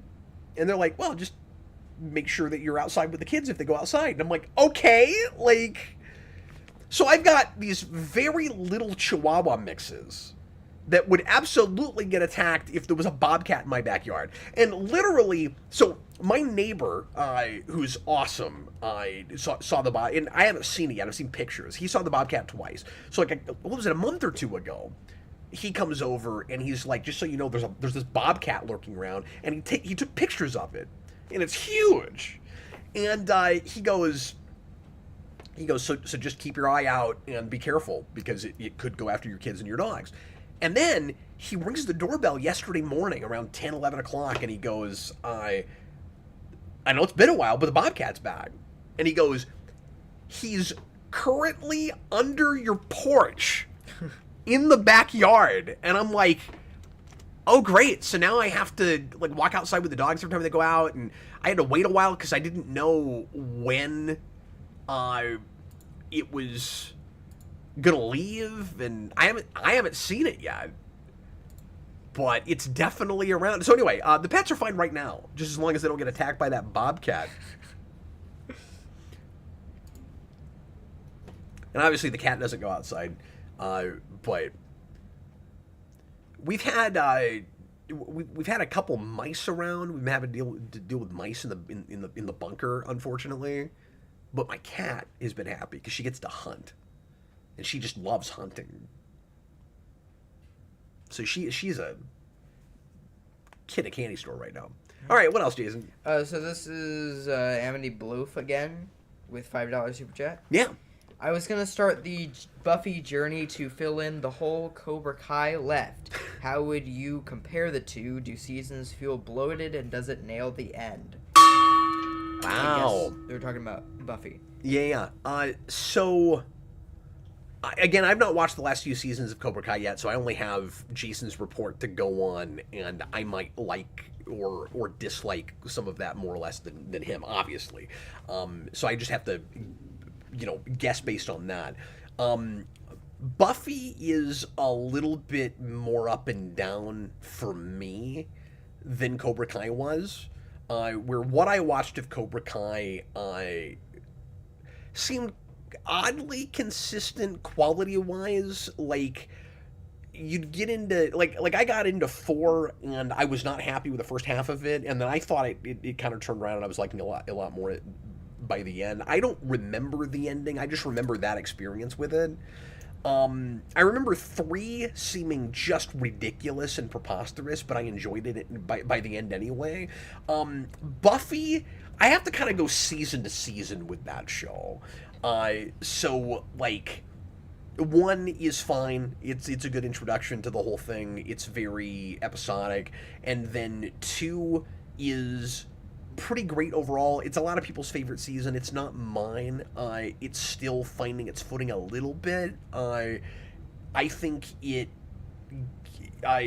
finds its stride and has its best stuff in 3 when Faith is added, and I also think that the production quality gets a lot better by then. 4 is real experimental and is I appreciate the valiant effort, but it is 4. Wait, which one's the one with all the like covert stuff? That's 4. 4, okay. Yeah, then yeah, I know what you're talking about. It's like it gets a little bit tired of the formula, and it goes, let's mix it up with military and sci-fi stuff. Yeah, and it just feels a little bit effort. too much like a different show. And also, it thinks Spike having a chip in his head where he's not able to kill anyone is much funnier than I do. And then 5 is kind of god-awful to me, because I hate the big bad for that season. Gloria cannot stand her. And then it has what's supposed to be the finale for the series, which is good, but then it gets renewed. And 6, I like a lot, with the exception of the Xander arc, which I really loathe. And then 7 is... And 6 has a couple of the best episodes. And also 5 has a couple of the individual best episodes of the show, but I don't like it overall. 6 has the musical, which is one of the greatest things that ever happened on television. And I like the Buffy Spike arc better than some other people. I also like the big bads for that season more than a lot of people do. And then 7 is kind of a hit or miss thing, where it kind of goes back to brass tacks and finds a way to get Buffy back into a high school place. She's not in high school, but she's teaching in high school. So we do more kind of like Smallville high school type stuff to get it back to that. And then I think the ending is okay if it had to keep going, because I think the ending they had was better. But yeah, so mixed bag, I guess, is what I have to say as far as like, does it stick the landing? And it is worth watching all the way through, but it's gonna be something of a bipolar experience, and everyone has that with that show. I think, like, you might not even agree with me on the parts that are great and not great, but you will probably have that experience whichever parts you like or don't like, and that's what it's like that's a what love-hate relationship with everything. Yeah. Okay. Yeah. Look, I just did a whole breakdown of Buffy. I need to rewatch Buffy. That might be my next show, actually. Do it. Yeah. You should do it. Because I don't remember. and you got to go through Angel. Yeah. Whether you do them back to back or you alternate once you get to 4. But. Can you go back to back? Can you finish Buffy and then start Angel? Yeah, there'll be like some minor spoilers, but okay. but you could, yeah. There will be minor spoilers if you watch Buffy, and then. I say that. I mean, not too. There's not a ton of cross. Right. I feel like there's more cross on the Angel side. Well, the thing is, I got into Angel and didn't really care about Buffy, so I watched all the way through Angel before I finally did a full watch of Buffy, and that's backwards. Like, you'll get more spoiler stuff there. Oh. Because Buffy ends before Angel does. Okay. Does it really? Yeah. Did Angel do better? Do you know? Yeah, I don't know that. Yeah. So it sounds like... So what is the best Buffy season? For me, it's 3. 3. Okay. Yeah, for me it's the faith and the principal stuff, but or not the principal, the mayor. The mayor. All right. What else? We have. We got about 20 minutes left in the program, so we can answer some more stuff. From Bob Garland. What's up? Cap, I'm at work, but I had a question. Happy working. Since Don't get fired. Listening to me. Since Gunn is using the Williams theme for Superman, how would you feel if he used the Elfman theme for Batman in the DCU? I don't want to answer that until I hear what the score for that movie is doing with that, because it sounds like they're reworking it enough. We might come out of it feeling like it basically has its own theme that's just nodding to that. Can you do that on the Batman side? I don't know. Like, I've got to see what the overall tone and atmosphere is of it. I don't, I've talked about this before, I don't on the face of it like it with either. So I'm looking forward to maybe my mind being changed on it. I hope that happens. Yeah. That's not a great answer, but I need to see that movie before I can be sure of what my opinion would be about that, I think.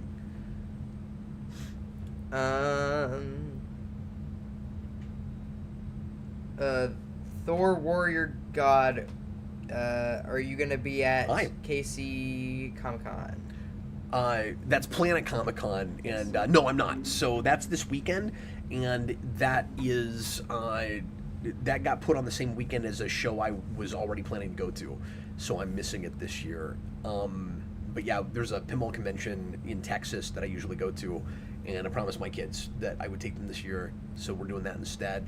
We didn't do Planet last year. We'll probably try to go next year. There were a couple of things that I kind of hate missing with that show.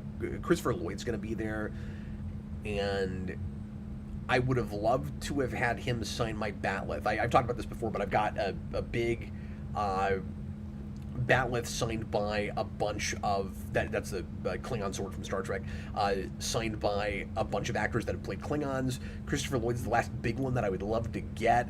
I considered trying to, like, because we're not going to go till Saturday, I considered like rushing out there Friday and paying, like, it would have been really expensive, like paying just to go in and get that signed. So I would have had to pay for a ticket, and then I would have had to pay his signature fee. And Christopher Lloyd, and a lot of people do this for some reason now, charges more to get a signature on something irregular like that, that's not just like a print or something. And it would have been like I think over $200 signature just because it's a sword. And then I also would have had to deal with security and stuff, where like they would have had to, wrap it up and probably escort me in, and it would have been a nightmare to do. It would have probably cost me like all told, the whole thing probably would have cost me like $300. Yeah. I don't know that that's worth it. No, I don't think it is. That's going to be almost the cost of the whole trip I'm taking this weekend. Yeah. There are other things that you can get with $300.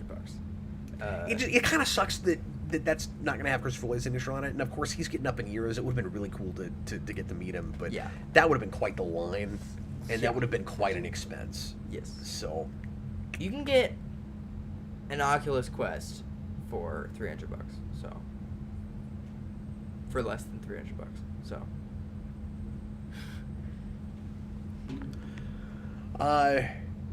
Connor says he went and saw the Looney Tunes movie, and he said he liked it okay.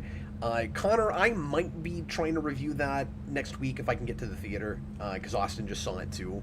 So I'll let you know in case you want to come and try to talk about it with us. Austin is seeing it right now.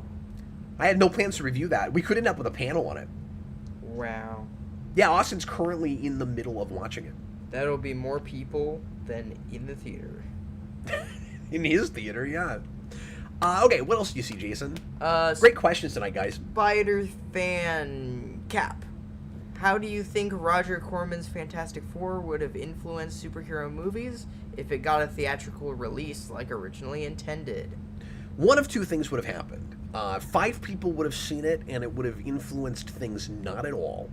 or it would have been such a laughingstock that it could have affected studios greenlighting superhero movies after it, maybe.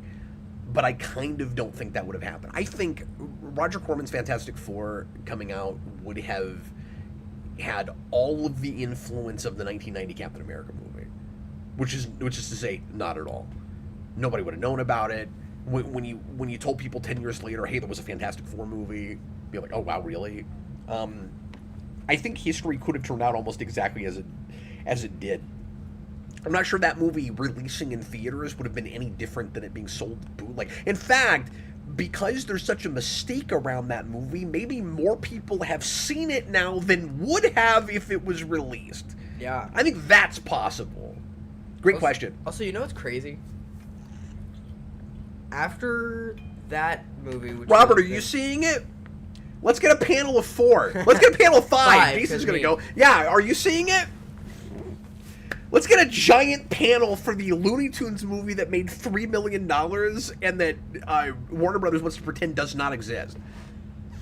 Is that going to be on streaming? Like...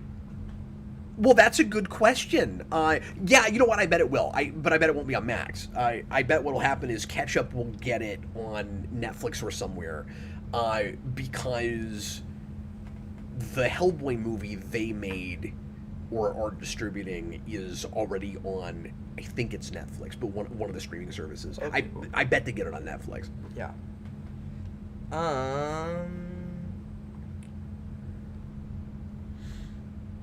So I think it's really funny that after that Fantastic Four movie that didn't... Oh, it sounds like Robert's down. That didn't come out. Because that was going to be 94. So that's really close. But... Yes. Fantastic Four 2005. Yeah. And then Fanforstic 2015. And then Fantastic Four 2025. What the heck? I know! 3 times we haven't been able to get that out on a year with a 4 in it. It's been 10 years. And the only time one would have come out in a year with a 4 in it, it wasn't officially released. I know. And it's every 10... Yeah. It's bizarre. Yeah, one has come out every 10 years, and it's always on a year with a 5 in it. And none of them are celebrating the 10th anniversary of the last one because no one cares. That is mad history. That should be on the list of weird developments in superhero movies that we couldn't have predicted, which is a stream that Austin and I are going to do pretty soon. I've got a list of like 30. Just like weird developments. So we were hoping to do that last week and we didn't get to it. So if the request doesn't go too late tomorrow night, it could happen tomorrow night. I'm not sure when we're going to work that in, but we want to do that soon.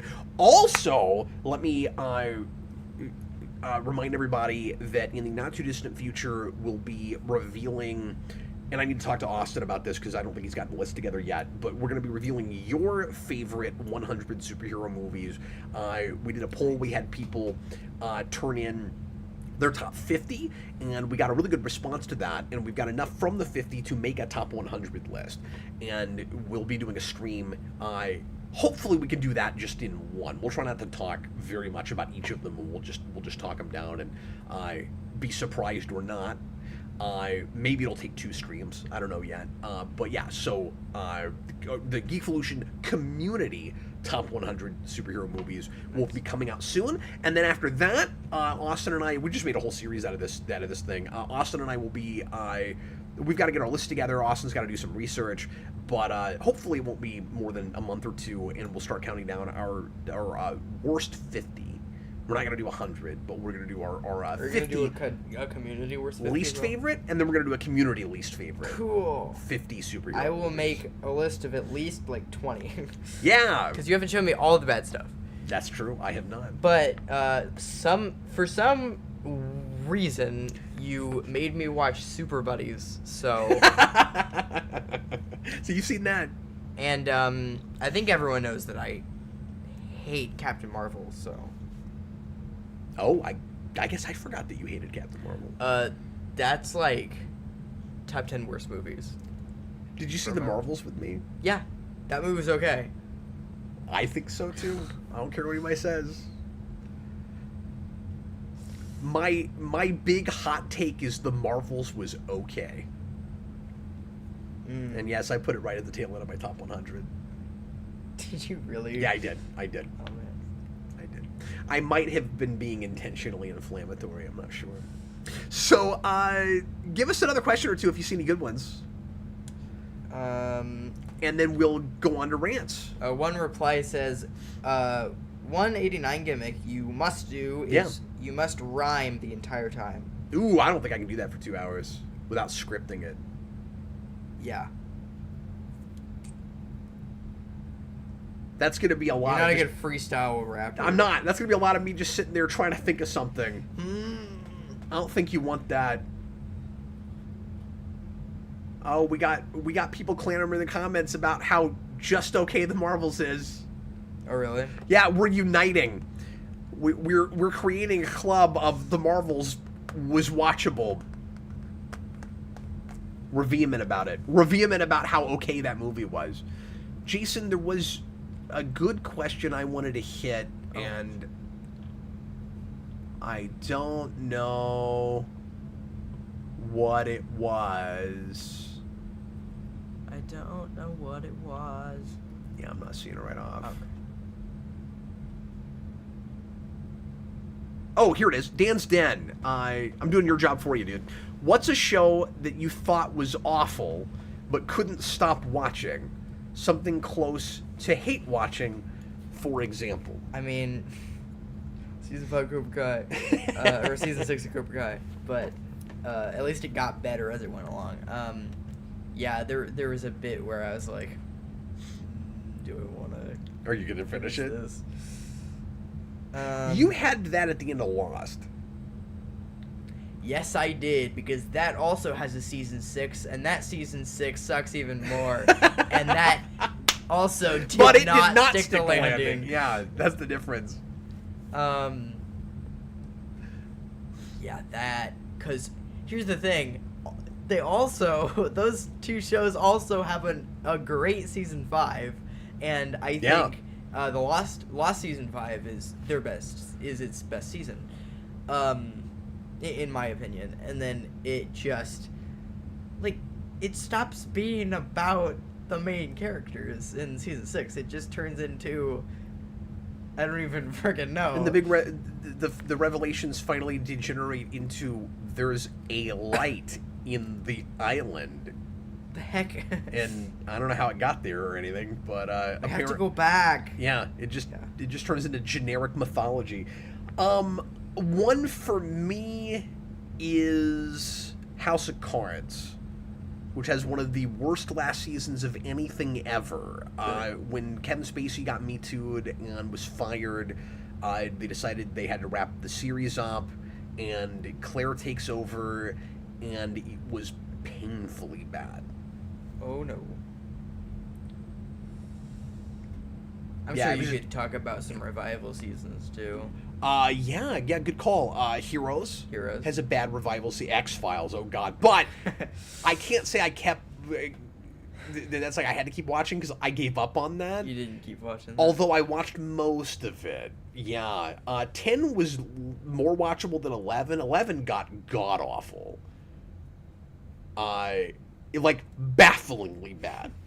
There's an episode that seems to be outside of continuity for no reason I understand, where the status quo is just suddenly different, and they're in, like, a slight future where everyone has self-driving cars, and I don't know why. And there's nothing about that particular story that required it, and you get to the end and I'm like, do they know they're not making the Twilight Zone? Like, I don't know what's happening.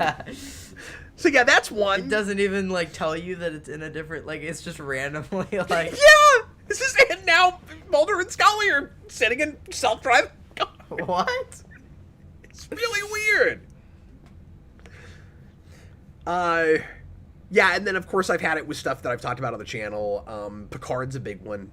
And what's ironic about that is I forced myself to watch all the way through 1 and 2, which everybody else hated, and then people loved 3, and I still never finished it. You gotta do it. So that's, I don't know. Yeah, that's one. I would say Smallville, but I did give up on that at some point, and then, I mean, I've seen it all now, and then I came back, yeah. I hate watched Gotham for a long time. And then you stopped. Yeah.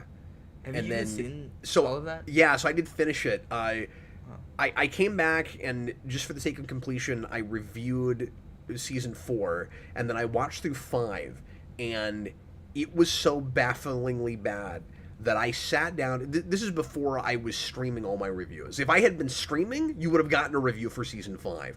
I hit record, I started talking for 2 minutes, and then I said, F it, I can't do it. And I turned it off, and I never reviewed that season. I watched through the whole thing to review it. If I wasn't doing a review, I wouldn't have finished it. That was my breaking point, was having to talk about it. Wow. It was like just the way they handled Bane and how lame their No Man's Land was. And I was like, I can't, folks, I can't do it. There's no reviewing this.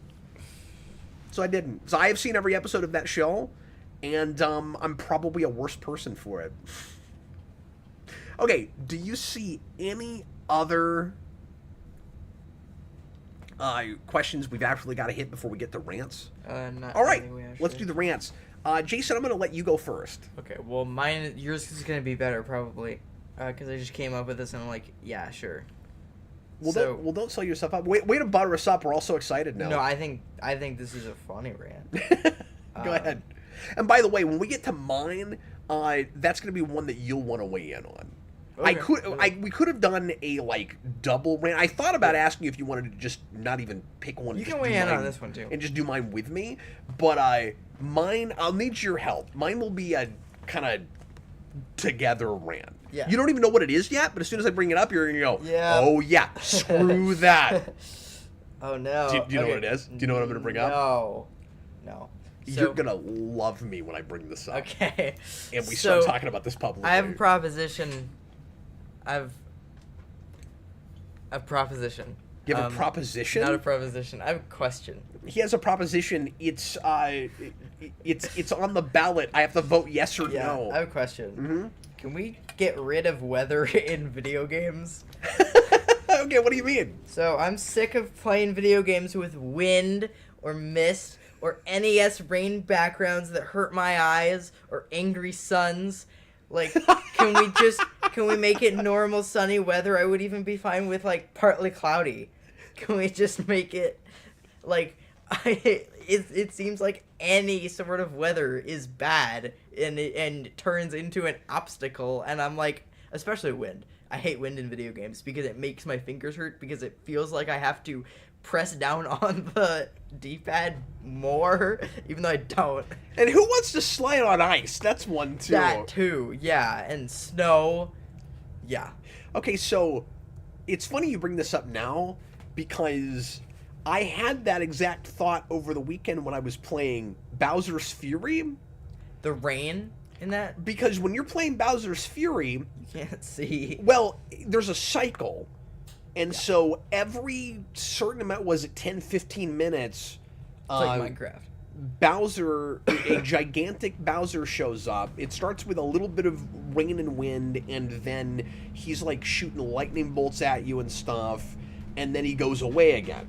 And if you're trying to accomplish a particularly tricky platforming section where you're looking for something, and then you have to run off or go find a hiding place or something, it can just be really irritating to have to deal with that. Yeah. But yeah, I was playing F-Zero, GP Legend, which is my favorite F-Zero.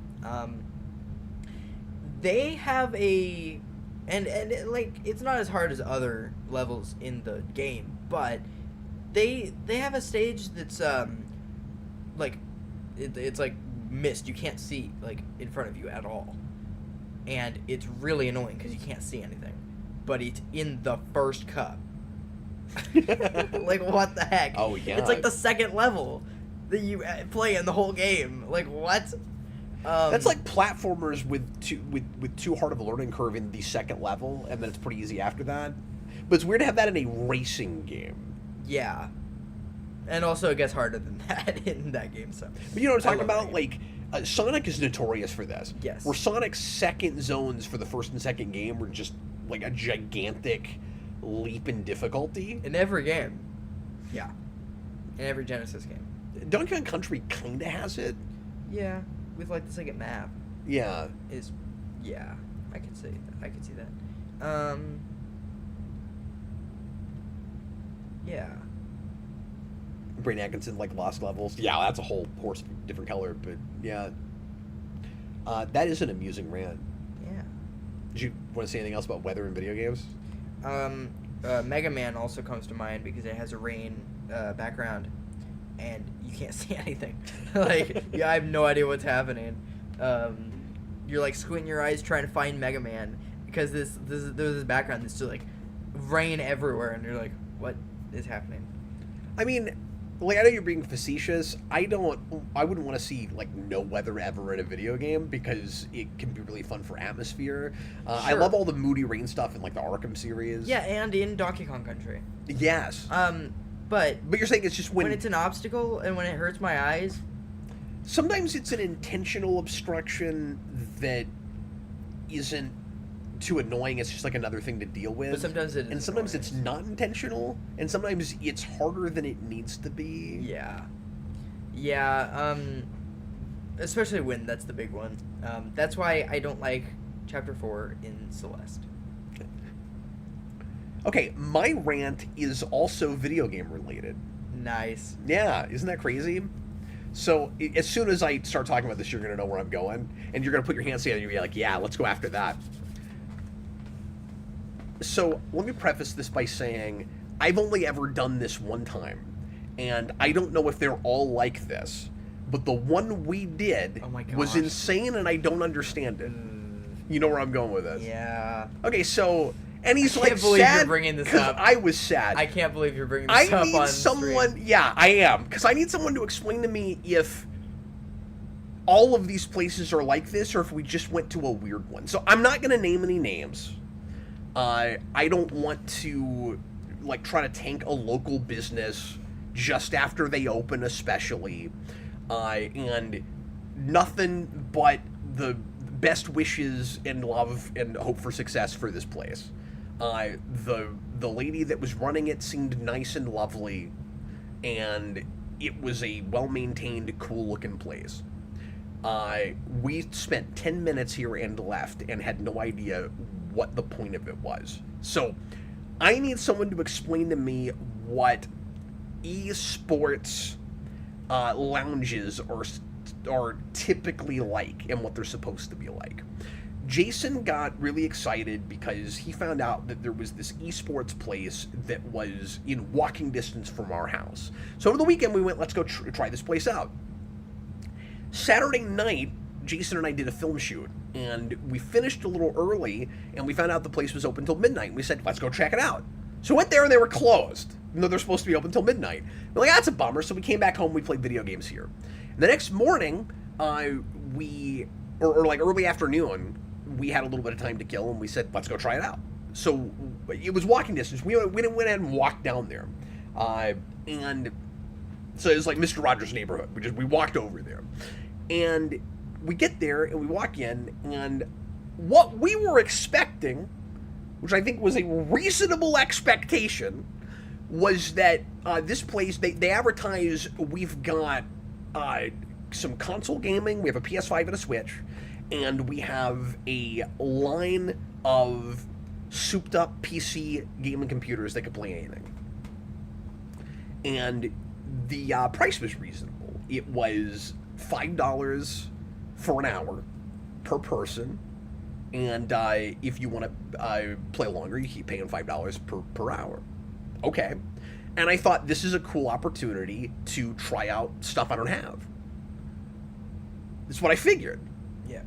So we go there, and the lady logs us in on a computer and says you have to come up with a sign-in, and then you have to and then if you want to play, pay me up front for however many hours you think you're going to stay. Do you want to go ahead and try it and pay for an hour? Yeah, sure. So I pay her $10 for us to do an hour, and we sit down on the computer, and there's nothing to do. They've got a section with a bunch of free games that you could play on in Xbox One or an Xbox Series system that like Jason already has access to, and there was nothing else to do. And she mentions like 3 or 4 websites that you could sign into, and or apps, and you could sign into your Steam account. And I was like, well, this is kind of odd because I could just stay home and play the stuff I have. And if I'm only playing an hour, I'd have to wait around for the time it would take to download and then start up a game. And a lot of things take a little while. So then we went, okay, there's not really much to do on these computers, so let's try a console.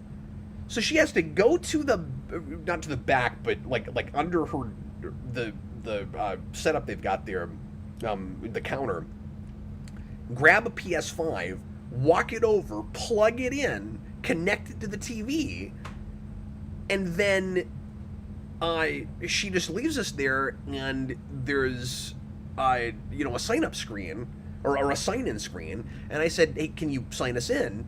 And she goes, do you have a PlayStation account? And I was like, I mean, I do, but I don't have anything PS5, so I told her I didn't. And she was like, well, we don't really have any games. And I was like, okay, so you're supposed to sign into your own PlayStation account and download your own games, and you're paying them to do all of that there instead of at your house.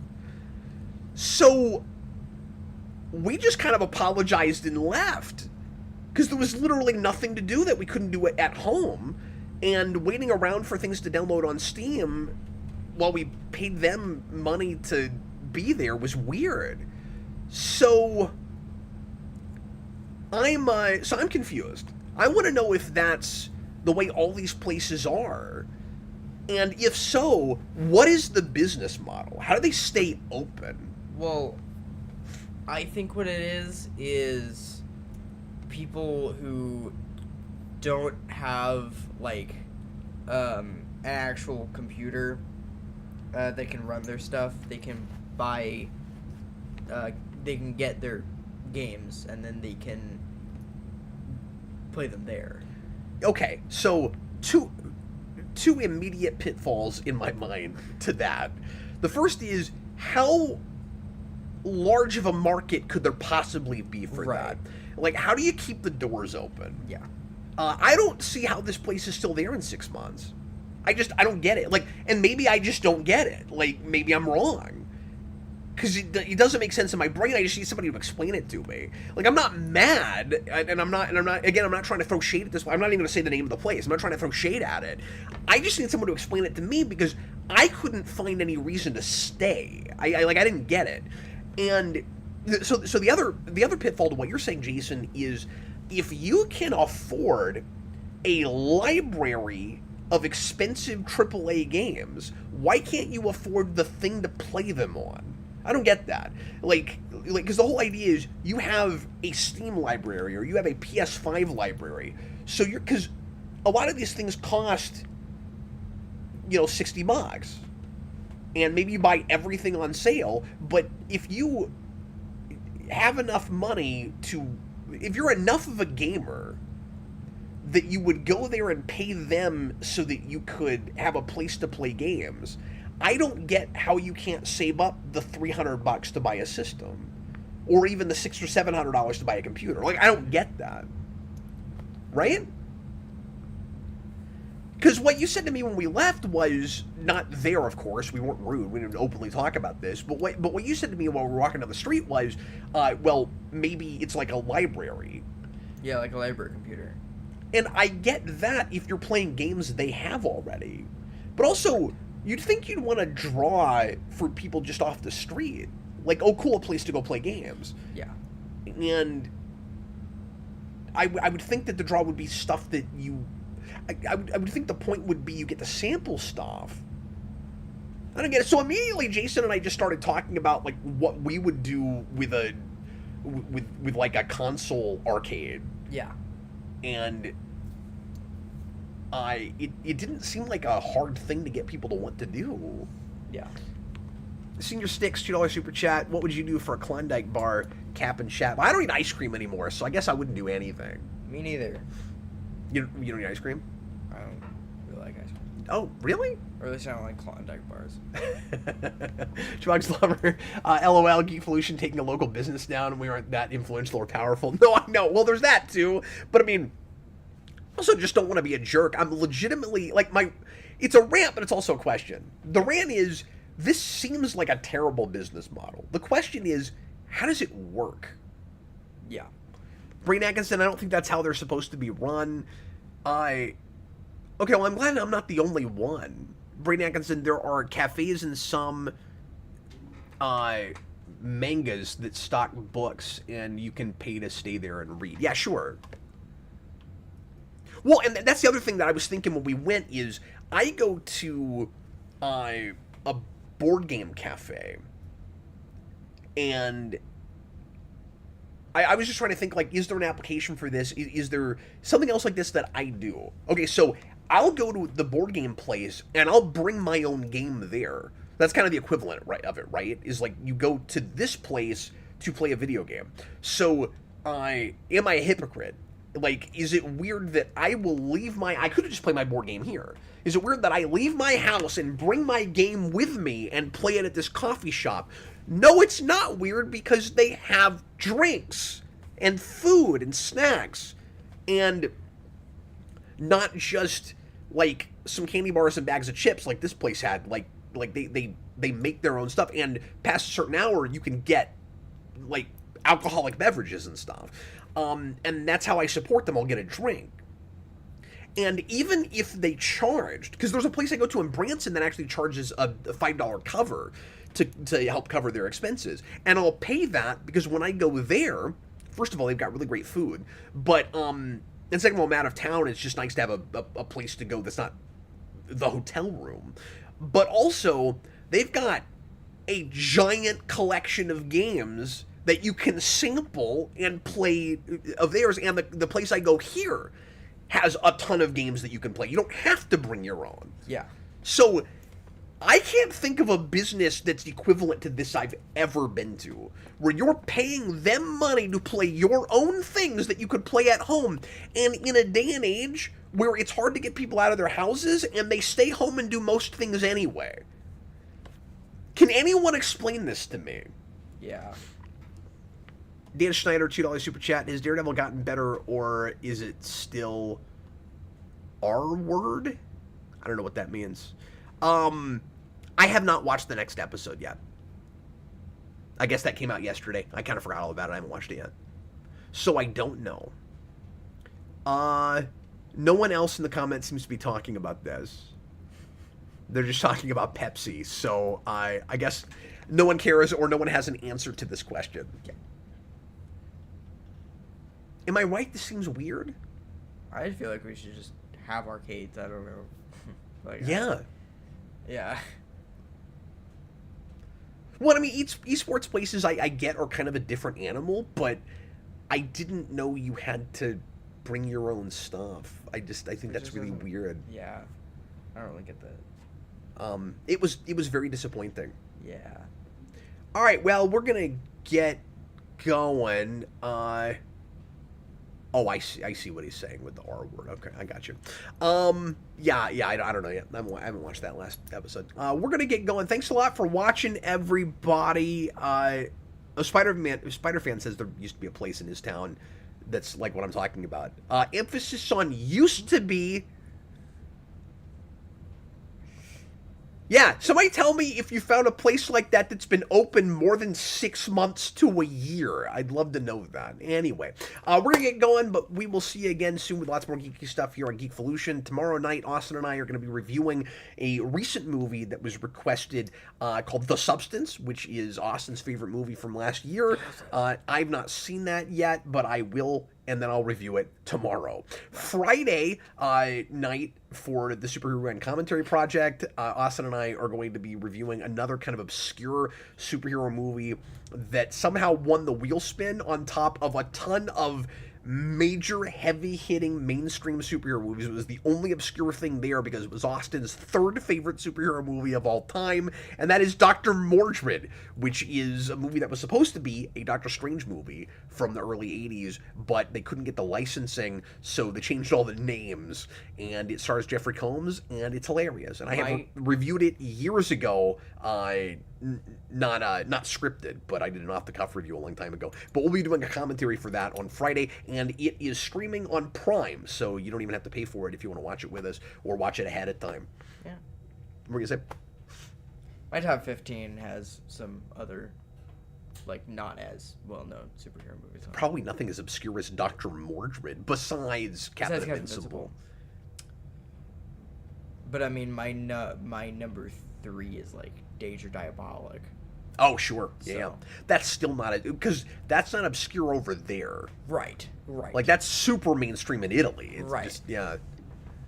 Well, anyway, we will... Dan's Den, Dr. Mordred is only 79 minutes, which is good because I have to get up really early on Saturday morning for this pinball convention. I got to drive 7.5 hours to Frisco, Texas. Oh, question. So if you happen to be in Frisco, Texas this weekend, come find me. I'm going to be at the pinball convention on Sunday. Oh, wait, does that movie even count? Because it's not American. It does count because they filmed it in English. Okay. It is an English language movie. Oh, okay. The way that movie's made is kind of weird. Mm. It's an Italian movie made in English, but some of the actors are Italian that don't know English that are speaking it phonetically, I think. Yeah. It's been a while, but I think that's how that worked. Okay, we're so actually leaving now. We appreciate you guys. Thanks for being here, and join us again next week, next Wednesday night, 7 o'clock. Bye, guys.